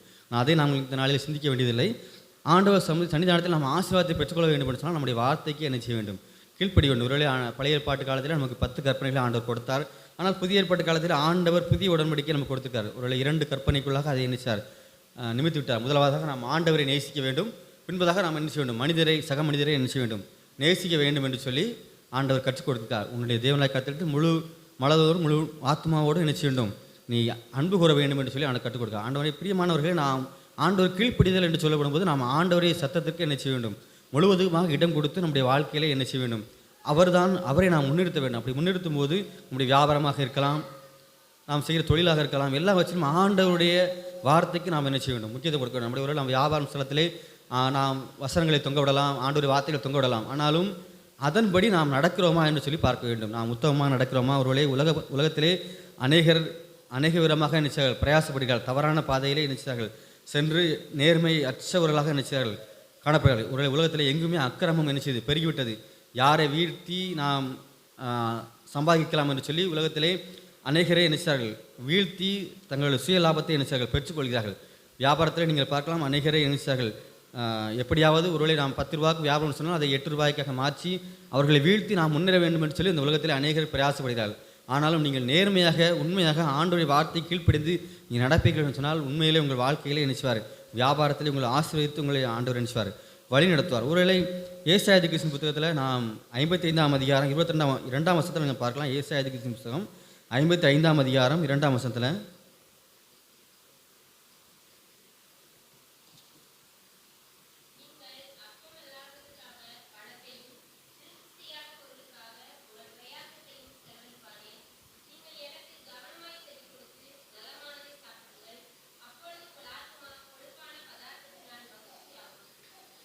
இங்கே நம்ம பார்க்குறோம் ரொம்ப முக்கியமான ஒரு வார்த்தை, நீங்கள் அப்பம் அல்லாததற்கு பணத்தையும் திருப்தி செய்யாத பொருளுக்காக உங்களை பிரயாசத்தையும் செலவழிப்பானேன்.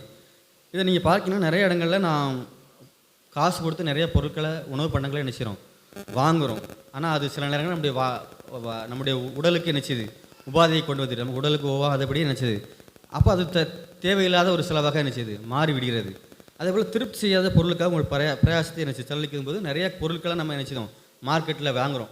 இவ்வளோ கடைகளில் நிறைய விளம்பரம் பண்ணுறாங்க, நமக்கு தேவையே இருக்காது, ஆனாலும் ஒரு பொருள் வாங்கினா ஒரு பொருள் இலவசம்னு சொல்லி நினச்சாங்க, விளம்பரம் பண்ணுறாங்க. அப்போ நம்ம இது நமக்கு கிடைக்காதுன்னு சொல்லி நினச்சி தேவையில்லை, தேவையில்லாதபடி நம்முடைய உழைப்பை நாம் நினச்சோம் அங்கு நாம் செலவிட்டு விடுறோம், நம்ம பணத்தை நினச்சி செலவிட்டு விடுறோம். அந்த இடத்துல நமக்கு அந்த பொருள் தேவையே பட்டிருக்காது, ஆனாலும் அந்த வியாபாரத்தை நாம் பார்த்து விட்டு நாம் என்ன செய்கிறோம், நம்ம பணத்தை என்ன செய்கிறோம், செலவழிக்கிறோம், வீணாக என்ன செய்கிறோம், செலவழிக்கிறோம். அப்போ நம்ம இதெல்லாம் இந்த செலவுக்கெல்லாம் நம்மை மீட்க வேண்டும் என்று சொன்னால் நாம் ஆண்டவர் சத்தத்துக்கு என்ன செய்ய வேண்டும், கீழ்ப்படிய வேண்டும். ஒருவேளை ஆண்டவரே, இந்த உலகத்தில் அநேக காரியங்கள் உண்டு, ஆனாலும் நான் என்னை இந்த தேவையில்லாத செலவுகளுக்கு என்னை விலக்கி பாதுகாத்துக் கொள்ளுங்கள் என்று சொல்லி ஆண்டவர் சமூகத்தில் நாம் கேட்போம் என்று சொன்னால் ஆண்டவர் நமக்கு நினைச்சார், அந்த வீணான செலவுகளுக்கு நம்ம நினைச்சார், பாதுகாத்துக் கொள்வார். அதே போல் நாம் 124 சங்கத்தில் ஒரு காரியத்தை நாம் பார்க்கலாம், உன் கைகளின் பிரயாசத்தை சாப்பிடுவா உனக்கு பாக்கியமும் நன்மையும் உண்டாயிருக்கும். அநேக நேரங்களில் நம் கையின் பிரயாசத்தை கூட நம்ம என்ன செய்ய முடியாது, சாப்பிட முடியலை.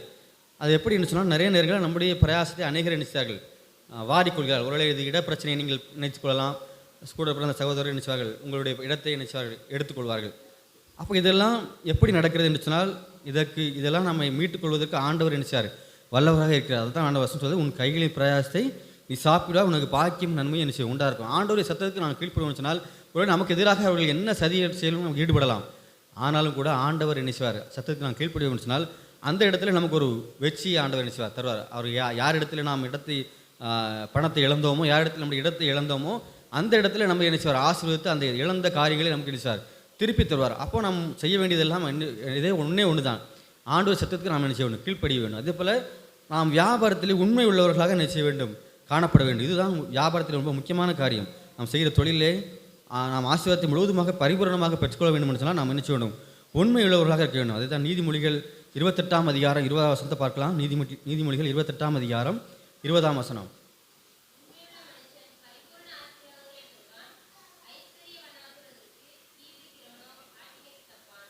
இந்த முதல் பகுதியில் நீங்கள் பார்க்கலாம், உண்மையுள்ள மனுஷன் பரிபூரண ஆசீர்வாதம் பெறுவான். சாதாரண ஆசீர்வாதம் இல்லை, பரிபூரண ஆசீர்வாதம். அப்போ நம்முடைய வியாபாரமாக இருக்கலாம், நம்ம தொழிலாக இருக்கலாம், நம்ம பிஸ்னஸாக இருக்கலாம், நாம் எந்த ஒரு வேலையை நாம் எடுத்துக்கொண்டாலும் நாம் உண்மை உள்ளவர்களாக என்ன செய்ய வேண்டும், காணப்பட வேண்டும். அந்த உண்மை தான் நமக்கு என்ன செய்ய வேண்டும், பரிபூரண ஆசீர்வாதத்தை தர முடியும். இல்லை நீங்கள் நினைக்கலாம், நம்ம சமுதாயத்தில் நிறைய பேர் தவறான பாதையில் ஈடுபட்டு தவறான தொழில் செய்து என்ன முன்னேறுகிறார்களே என்று சொல்லி நீங்கள் நினைக்கலாம். ஆனால் எல்லாமே ஒரு நிரந்தரமான ஒரு வாழ்க்கை கிடையாது, ஒரு தற்காலிகமான ஒரு உயர்வு தான் அவர்களுக்கு.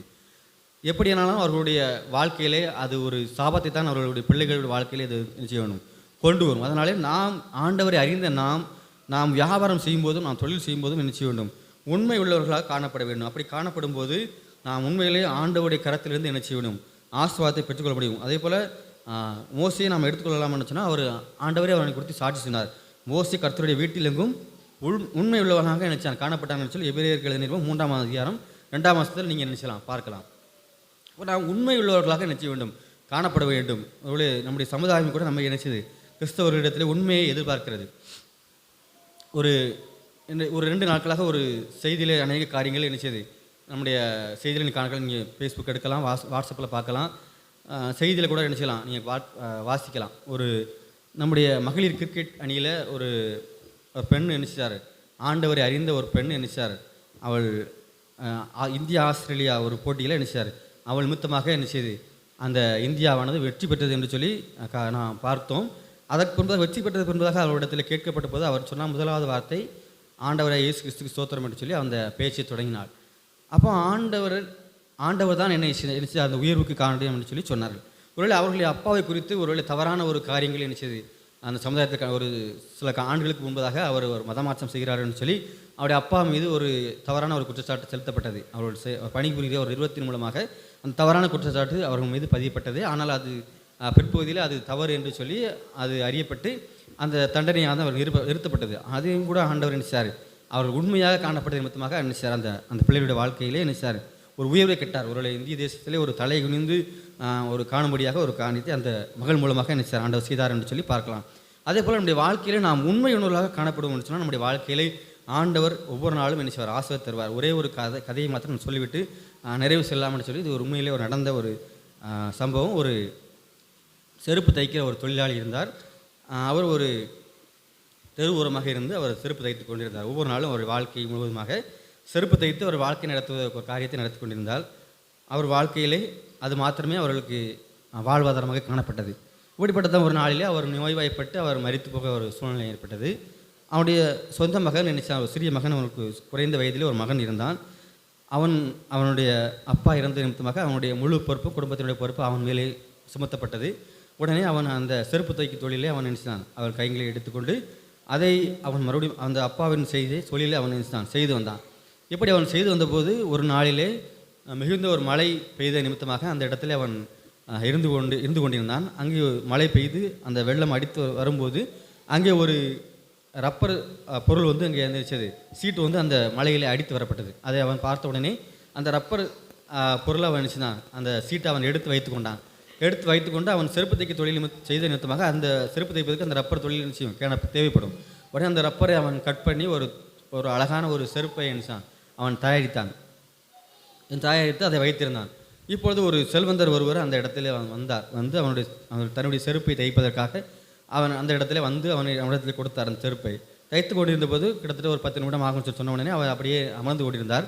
அந்த இடத்துல அவன் புதிதாக அந்த செருப்பை ஒன்று தயார் பண்ணி வைத்திருந்ததை அவர் பார்த்த உடனே அந்த செருப்பை எடுத்துக்கொண்டு இது என்ன செருப்புன்னு சொல்லி அவர் பார்த்து அவர் கண்களுக்கு அது அழகாக காணப்பட்டது நிமித்தமாக அவனிடத்தில் கேட்டார், இது என்ன செருப்புன்னு சொன்னேன். நான் இப்போது புதிதாக நானே இதை தயாரித்த செருப்பு என்று சொல்லி அவன் சொன்னான்.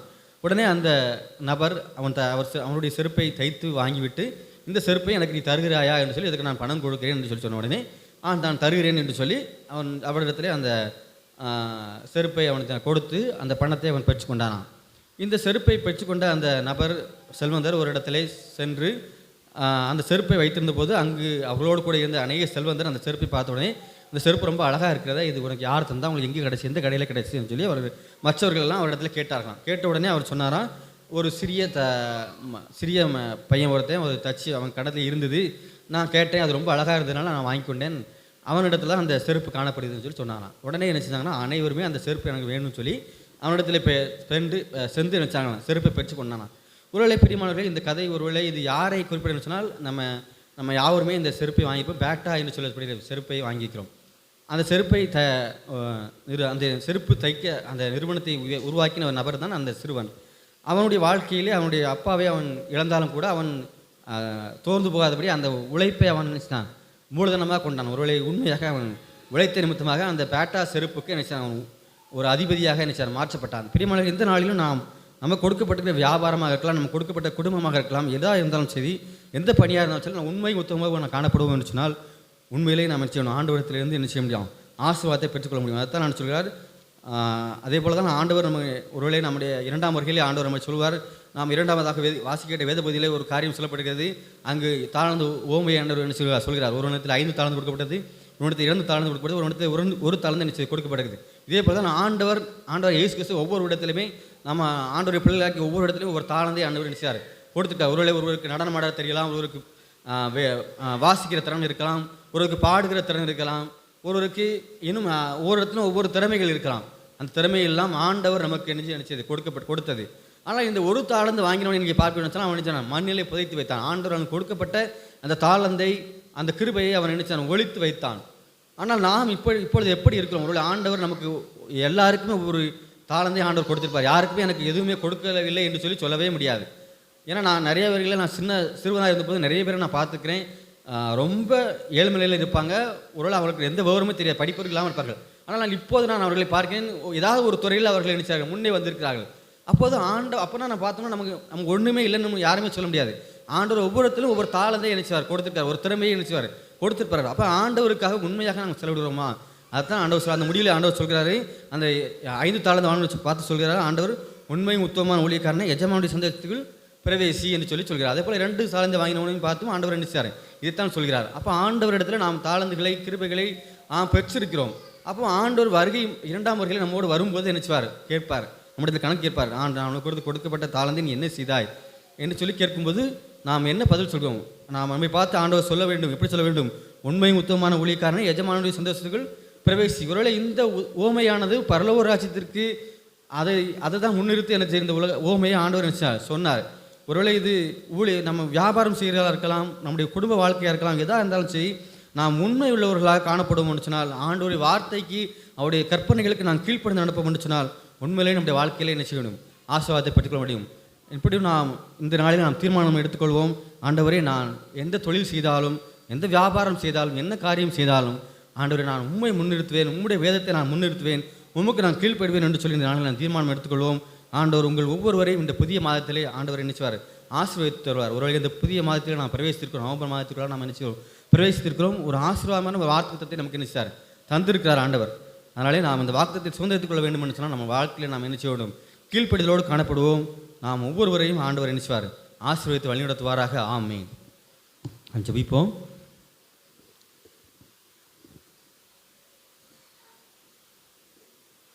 பிரியமானவர்களே, நாம் அநேக நேரங்களிலே நம்முடைய கரங்களிலே நமக்கு வியாபாரத்தை ஆண்டவர் கொடுத்திருக்கலாம், நமக்கு தொழிலை கொடுத்திருக்கலாம், நமக்கு ஒரு அரசு பணியை கொடுத்திருக்கலாம், ஆனால் தனியார் பணியை கொடுத்திருக்கலாம். நாம் அதில் எப்படி காணப்படுகிறோம்? உண்மை உள்ளவர்களாக காணப்படுகிறோமா, அல்லது நம்மோடு கூட பணியாற்றலோடு சேர்ந்து நாமும் தவறு செய்தவர்களாக காணப்படுகிறோமா? ஒரு வியாபாரம் செய்யலாம், வியாபாரத்தில் நாம் உண்மையாக இருக்கிறோமா? கள்ளத்தராசு கர்த்தருக்கு அருவருப்பு என்று சொல்லி வேதவசனம் சொல்கிறது. நாம் நேர்மையோடும் உண்மையோடும் நாம் காணப்படுகிறோமா என்று சொல்லி நாம் இந்த நாளில் நாம் சிந்தித்து பார்ப்போம். நாம் புதிதாக ஒரு தொழில் தொடங்கலாம், ஏதாவது ஒரு பொருளை நாம் உற்பத்தி செய்யலாம், அதில் நாம் உண்மையோடு காணப்படுகிறோமா? அல்ல நாம் விவசாய பணி கூட நாம் செய்யலாம், அதில் நாம் உண்மையாக இருக்கிறோமா? அதெல்லாம் தவறான வழியில் நாம் சென்று கொண்டு இருக்கிறோமா என்று சொல்லி நாம் இந்த நாளில் நாம் தீர்மானித்து பார்ப்போம், விசாரித்து பார்ப்போம். அன்பின் இருந்த பரம தந்தையும் நன்றியோடு துதிக்கிறோம். இந்த நாளில் இந்த கேட்ட வசனத்தின்படி அப்பா, உண்மையுள்ள மனுஷன் பரிபூர்ண ஆசீர்வாதங்களை பெறுவார் என்று சொன்ன வசனத்தின்படி அப்பா, உங்களுடைய பிள்ளைகளாகிய நாங்கள் உங்களுடைய வசனத்துக்கு கீழ்ப்படிந்த ஆண்டவரே, நாங்கள் உண்மையுள்ள மக்களாக காணப்பட, எங்கள் செய்கிற வியாபாரத்திலே, தொழிலிலே, பணியிலே நாங்கள் உண்மையுள்ள பிள்ளைகளாக நாங்கள் காணப்பட எங்கள் உதவி செய்யுங்க.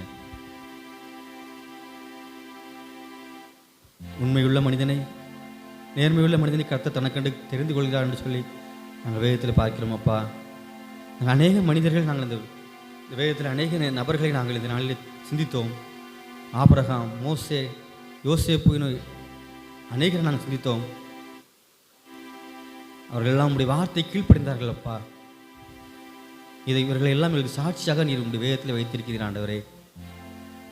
அவர்கள் பேதுரு கூட அவன் இரவு முழுவதும் பிரயாசப்பட்டு ஒன்றும் ஆகப்படவில்லை, ஆனாலும் உங்களுடைய வார்த்தைக்கு அவன் கீழ்ப்படிந்தானே அப்பா.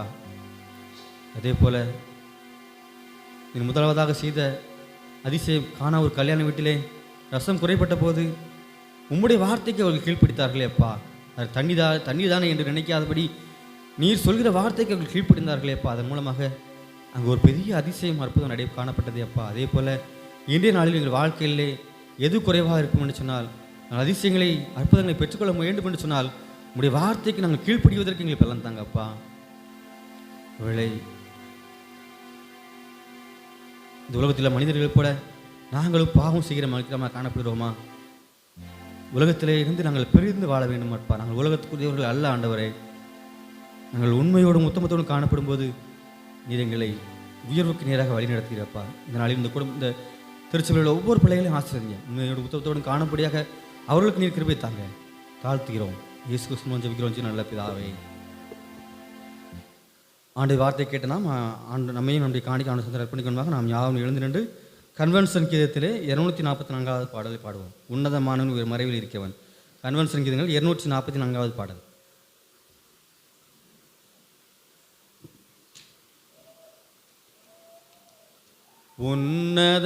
உன்னதமானவரின் உயர் மறைவிலிருக்கிறவர் சர்வ வல்லவரின் நிழலில் தங்குவான். இது பரமசிலாக்கியமே. சர்வ வல்லவரின் நிழலில் தங்குவான். இது பரமசிலாக்கியமே. அவர் சட்டையின் கீழ் அடைக்கலம் புகவே தாம் சிறகுகளால் மூடுவார். அவர் சட்டையின் கீழ் அடைக்கலம் புகவே தாம் சிறகுகளால் மூடுவார். தேவன் என் அடைக்கலமே, என் கோட்டையும் மரணும் அவர். அவர் சத்தியம் பரிசையும் கேடகமா என் நம்பிக்கையும் அவரே. அவர் சத்தியம் பரிசையும் கேடகமா என் நம்பிக்கையும் அவரே. அவர் சட்டையின் கீழ் அடைக்கலம் புகவே தாம் சிறகுகளால் மூடுவார். அவர் சட்டையின் கீழ் அடைக்கலம் புகவே தாம் சிறகுகளால் மூடுவார்.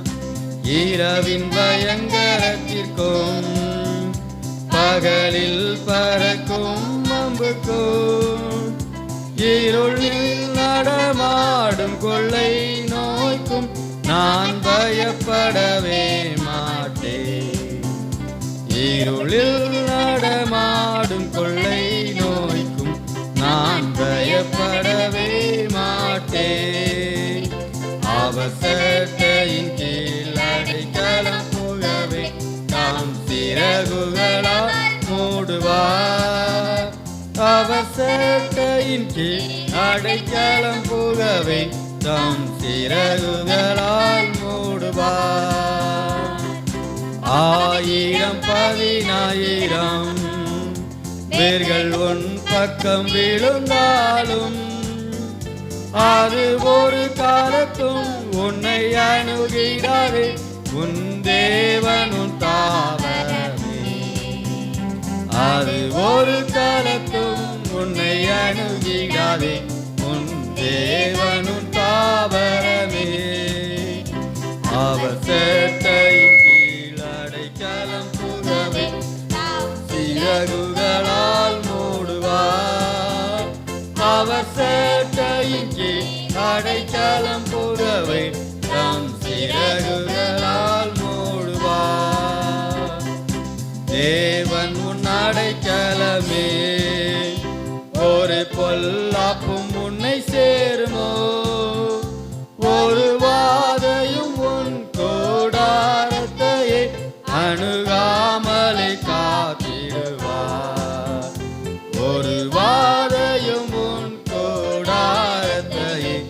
அணுகாமலை காத்திடுவார். அவர் சேட்டையின் கீழ் அடைக்கலம் புகவே தம் சிறகுகளால் மூடுவார்.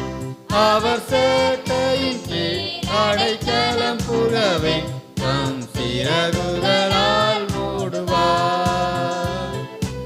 உன் வழிகளிலெல்லாம் உன்னை தூதர்கள் காத்திடுவார். உன் பாதங்களில் இடராதபடி தங்கள் கரங்களில் ஏந்திடுவார். உன் பாதங்களில் இடராதபடி தங்கள் கரங்களில் ஏந்திடுவார். அவர் சேட்டையின் கீழ் அடைக்கலம் புகவே தம் சிறகுகளால் மூடுவார். அவர் சேட்டையின் கீழ் அடைக்கலம் புகவே தம் சிறகுகளால் மூடுவார். சிங்கத்தின் மேலும் நடந்து வலு சர்ப்பத்தையும் மிதிப்பார். அவர் நாமத்தை நீ முற்றும் நம்பினதால்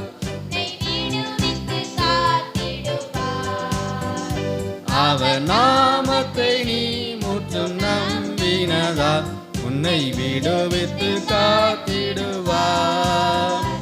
அவர் சேட்டையின் கீழ் அடைக்கலம் புகவே தம் சிறகுகளால் மூடுவார். அவர் சேட்டையின் கீழ் அடைக்கலம் புகவே தம் சிறகுகளால் மூடுவார். ஆபத்திலும் அவரை நான் நோக்கி கூப்பிடும் வேளையிலும் என்னை தப்புவித்தே என் ஆத்துமனே சரவர். என்னை தப்புவித்தே முற்றும் ரட்சிப்பாரே என் ஆத்துமனே சரவர். அவர் சேட்டையின் கீழ் அடைக்கலம் புகவே தம் சிறகுகளால் மூடுவார். அவர் சேட்டையின் கீழ் அடைக்கலம் புகவே தம் சிறகுகளால் மூடுவார். ஜெபம் செய்வோம். கிருபை இரக்கமான அன்பின் பரமபிதாவை நன்றியோடு துதிக்கிறோம். உங்கள் கரத்திலே பெற்ற ஆசீர்வாதத்தின் ஒரு பகுதியை உங்கள் பிள்ளைகளாக நாங்கள் காணிக்கையாக படைத்திருக்கிறோம். ஆண்டவரே, காணிக்கை படைத்த ஒவ்வொரு பிள்ளைகளை கரங்களையும் தொட்டு நீர் ஆசீர்வாதத்தில் வேண்டுமாறு ஜெபிக்கிறோம். உண்மை உத்தமமான ஊழியம் செய்யும்படியாக அவர்களுக்கு நீர் பலன் கொடுக்க வேண்டும் என்று நாங்கள் ஜெபிக்கிறோம். அப்பா ஆண்டவரே, எங்களுக்கு நீ கொடுக்க சிறு பிள்ளைகளுக்காக நாங்கள் ஜெபிக்கிறோம். சிறு பிள்ளைகளை ஆசீர்வதிங்க, அவர்களுக்கு ஞானத்தை கொடுங்க, படிப்பில் ஞானத்தை கொடுங்க. பெற்றோர் கீழ்ப்படுகிற பிள்ளைகளாக, வேதத்தை நேசிக்கிற பிள்ளைகளாக, உமக்கு கீழ்ப்படுகிற பிள்ளைகளாக நாங்கள் வளர்ப்பதற்கு எங்களுக்கு பலன் தர வேண்டும் என்று நாங்கள் ஜெபிக்கிறோம். அப்பா அதே போல் வாலிபர்களுக்காக நாங்கள் ஜெபிக்கிறோம். வாலிபன் தன் வழி எதிராக சுத்தம் பண்ணுவான், நம்முடைய வேத வசனப்படி என்னை காத்துக்கொள்வதனால் தானே என்று சொல்லி உங்களுடைய வேத வசனம் சொல்கிறது. அப்பா அதே போல் ஆண்டவரே, இந்த பாவம் நிறைந்த உலகத்திலே வழி விலகு செல்கிற அநேக காரியங்கள் உண்டு அப்பா. ஆனாலும் உங்களுடைய பிள்ளைகளாகிய இவர்கள் ஆண்டவரே, உண்மை மாத்திரம் ஆண்டவரே, உங்களுடைய வேத வசனத்தை முன்னிறுத்தி ஆண்டு அவர்கள் வாழ்க்கையை அவர்கள் தொடர்வதற்கு பலன் கொடுங்க அப்பா. அவர்கள் படிக்கிற கல்லூரியிலே, அவர்கள் படிக்கிற பள்ளியிலே ஆண்டவரை, அவர்கள் மத்தியிலே ஆண்டவரை, இவர்கள் எல்லாம் ஆண்டவரை பரிசுத்தத்தோடு காத்துக்கொள்வதற்கு உடைய பிள்ளைகளை எனக்கு பலன் கொடுக்க வேண்டும் என்று நாங்கள் ஜெபிக்கிறோம் அப்பா. அதே போல் படித்து விட்டு ஆண்டவரை படிக்கிற ஒவ்வொரு பிள்ளைகளுக்காக ஜெபிக்கிறோம். நல்ல ஞானத்தை கொடுங்க. முடித்து விட்டு வேலை கண்டு காத்துக்கிற பிள்ளைகளுக்கு ஆண்டவர் ஏற்ற நேரத்தில் நல்ல வேலையை கொடுத்து ஆண்டவரை நீர் அவர்களுக்கு உயர்வை கொடுக்க வேண்டும் என்று நாங்கள் ஜெபிக்கிறோம் அப்பா. அதே போல் திருமணத்துக்கு காத்துக்கிற பிள்ளைகளுக்கு ஏற்ற மணமகளை கொடுத்து ஆண்டவரை நீர் அவர்களை இல்லற வாழ்க்கையை இணைக்க வேண்டும் என்று நாங்கள் ஜெபிக்கிறோம் அப்பா. ஆயிரம் எங்களை சித்தத்தின்படி ஆண்டவரே, உங்களுடைய சித்தத்தின்படி எல்லா காரியத்தையும் வாழ்க்கையிலே நீர் செய்ய வேண்டும் என்று நாங்கள் ஜெபிக்கிறோம் அப்பா. ஆண்டவரே, நாங்கள் என்ன பிரயாசம் எடுக்கலாம், எந்த காரியங்களில் நாங்கள் ஈடுபடலாம் ஆண்டவரே. ஆனால் எங்கள் பிரயாசத்தை எல்லாம் வாய்க்க செய்கிற நீர் ஆண்டவர். எங்களால் ஒன்றும் கூடாது ஆண்டவரே. தேவனாலே எல்லாம் கூடும் என்று சொல்ல வசனப்படி ஆண்டவரே, உம்மாலே எல்லாம் கூடும் ஆண்டவரே. உண்மை மாத்திரமே நாங்கள் விசுவாசிக்கிறோம் அப்பா. அதே போல் ஆண்டவரே, இன்னும் கூட ஆண்டவரே, எங்கள் திருச்சபைகளுக்கு ஒவ்வொரு பிள்ளைகளுக்காக நாங்கள் ஜெபிக்கிறோம் அப்பா. வீடு கட்டுகிற பிள்ளைகளுக்காக நாங்கள் ஜெபிக்கிறோம். வீடு கட்டுவதற்கு ஆயத்தப்படுகிற பிள்ளைகளுக்காக நாங்கள் ஜெபிக்கிறோம் ஆண்டவரே.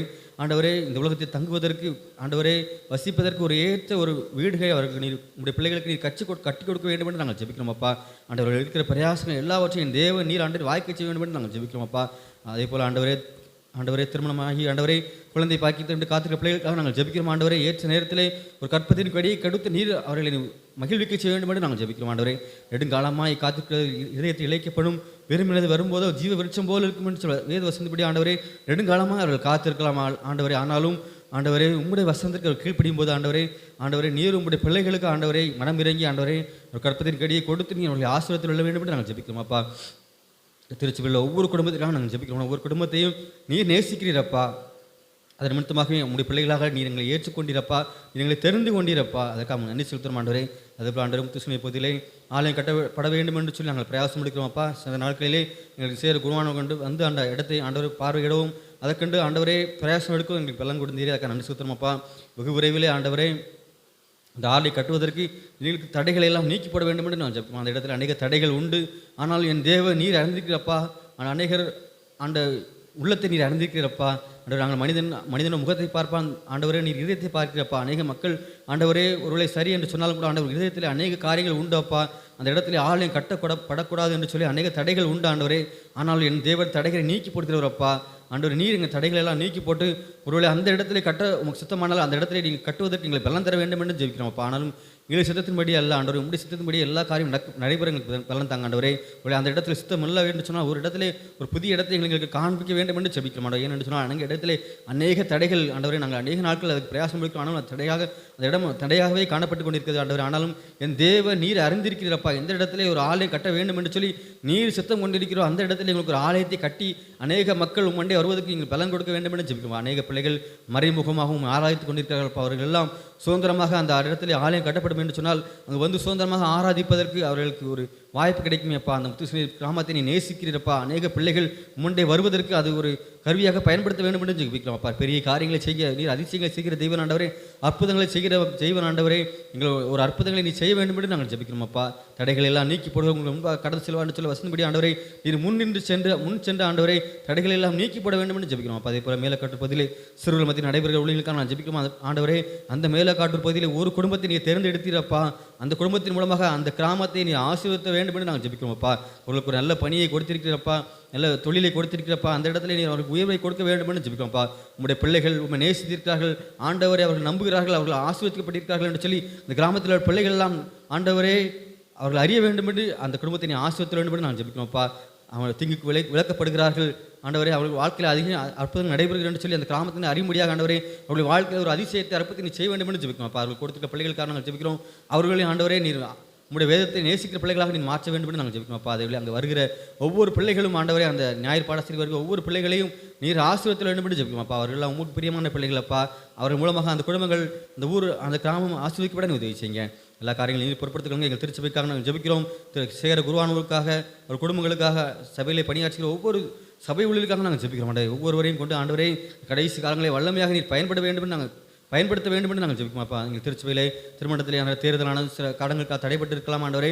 ஆனாலும் ஒரு நிர்வாகம் வருவதற்காக ஆண்டவரே அந்த இடத்துல விரைவாக நடத்தப்படவும் சுமூகமாக நடைபெறவும் ஆண்டவரே எந்த தடையும் இல்லாதபடி ஆண்டவரே இந்த பிரச்சனைகள் இல்லாதபடி அது சுமூகமாக நடைபெறுவதற்கு என் தேவனின் பலன் கொடுக்க வேண்டும் என்று நாங்கள் ஜெபிக்கிறோம் அப்பா. ஆண்டவர் திருமண்டல் மானமானது ஆண்டவரே எல்லாருக்கும் சாட்சி நிறைந்த ஒரு வாழ்க்கையை எல்லாருக்கும் காட்டுவதற்கு நீ பலன் கொடுக்க வேண்டும் என்று ஜெபிக்கிறோம் அப்பா. சென்ற நாட்களிலே ஆண்டவரே உங்களுடைய மகள் உங்களுடைய நாமத்தை மகிமைப்படுத்தினாலே அப்பா. அதே போல் நாங்கள் எங்கெல்லாம் ஆண்டவரே நாங்கள் பிஸ்னஸ் செய்கிறோமோ எந்த இடத்துல நாங்கள் இருக்கிறோமோ நாங்கள் இருக்கிற இடத்துல உண்மை மகிமைப்படுத்துகிற பிள்ளைகளாக நாங்கள் வாழ உதவி செய்யுங்கப்பா. நாங்கள் கல்லூரி படிக்கிற இடத்துல கூட ஆண்டவரே உங்கள் நாமத்தை மகிமைப்படுத்துகிற பிள்ளைகளாக நாங்கள் காணப்படுவோமா என்று சொல்லி இதனாலே நாங்கள் நிதானித்து பார்க்கிறோம் அப்பா. உங்களுடைய பிள்ளைகள் உங்களுடைய வசனத்தை சொல்வதற்கு நாங்கள் தைரியம் கொண்டு ஆண்டவரே உங்களுடைய வேத வசனங்களை சொல்வதற்கு எங்களுக்கு பலன் தர வேண்டும் என்று நாங்கள் ஜெபிக்கிறோம்ப்பா. ஆராதனையில் பங்குண்ட ஒவ்வொரு பிள்ளைகளையும் நீங்கள் தொட்டு ஆசீர்வதிங்க. ஒவ்வொருவரும் உங்களுடைய ஆசீர்வாதத்தோடு நீ அனுப்ப வேண்டும் என்று நாங்கள் ஜெபிக்கிறோம். அந்த வருடமாக திரும்ப சொல்லக்கூடாது. ஒவ்வொருவருமே உங்களுடைய ஆசீர்வாதத்தை நிறைவாக பெற்றுக்கொள்ளும். இந்த புதிய மாதத்திலே ஆண்டவரே நவம்பர் முழுவதும் உங்களுடைய கரங்களிலே அவர்களை வைத்து நீர் பாதுகாத்துக் கொள்ள வேண்டும் என்று நாங்கள் ஜெபிக்கிறோம். இந்த கருத்தை நீங்கள் தாழ்த்தறியும் பெரிய காரியங்கள் செய்யுங்க. மீட்பு ரட்சமாக இயேசு நாமத்தால் ஜெபிக்கிறோம் ஜீவன நல்ல பிதாவே. நம்முடைய கர்த்தா இயேசு கிறிஸ்துவின் கிருபையும் பிதாவாகிய தேவனுடைய அன்பும் பசுநாடு ஐக்கியம் நம்மளுடைய இப்போதைக்கும் கூட இருப்பதாக. கர்த்தர் தந்த ஈவுக்காக என்றென்றைக்கும் ஸ்தோத்திரம். விண்ணோர் மண்ணோர் கூட்டமாக பாடுவார் சங்கீதனா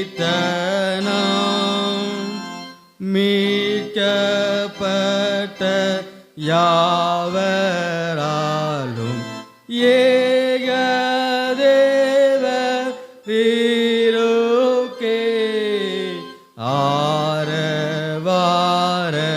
மாயன்றைக்கும் ஸ்தோஸ்திரம் உண்டாகவே. ஆமென். நாம் எல்லாரும் சேர்ந்து சொல்வோம். என் ஆத்மாவே கர்த்தரை ஸ்தோத்திரி, என் முழு உலகமே பரிசுத்த நாமத்தை ஸ்தோத்திரி. என் ஆத்மாவே கர்த்தரை ஸ்தோத்திரி, கர்த்தர் செய்த சகல பாவங்களை மறவாதே. ஆமென். கர்த்தர் உங்களோடு கூட இருப்பாராக. தெய்வ சமத்தோடு போய் வர கடவுவோம். எல்லாருக்கும் ஸ்தோத்திரம். நன்றி.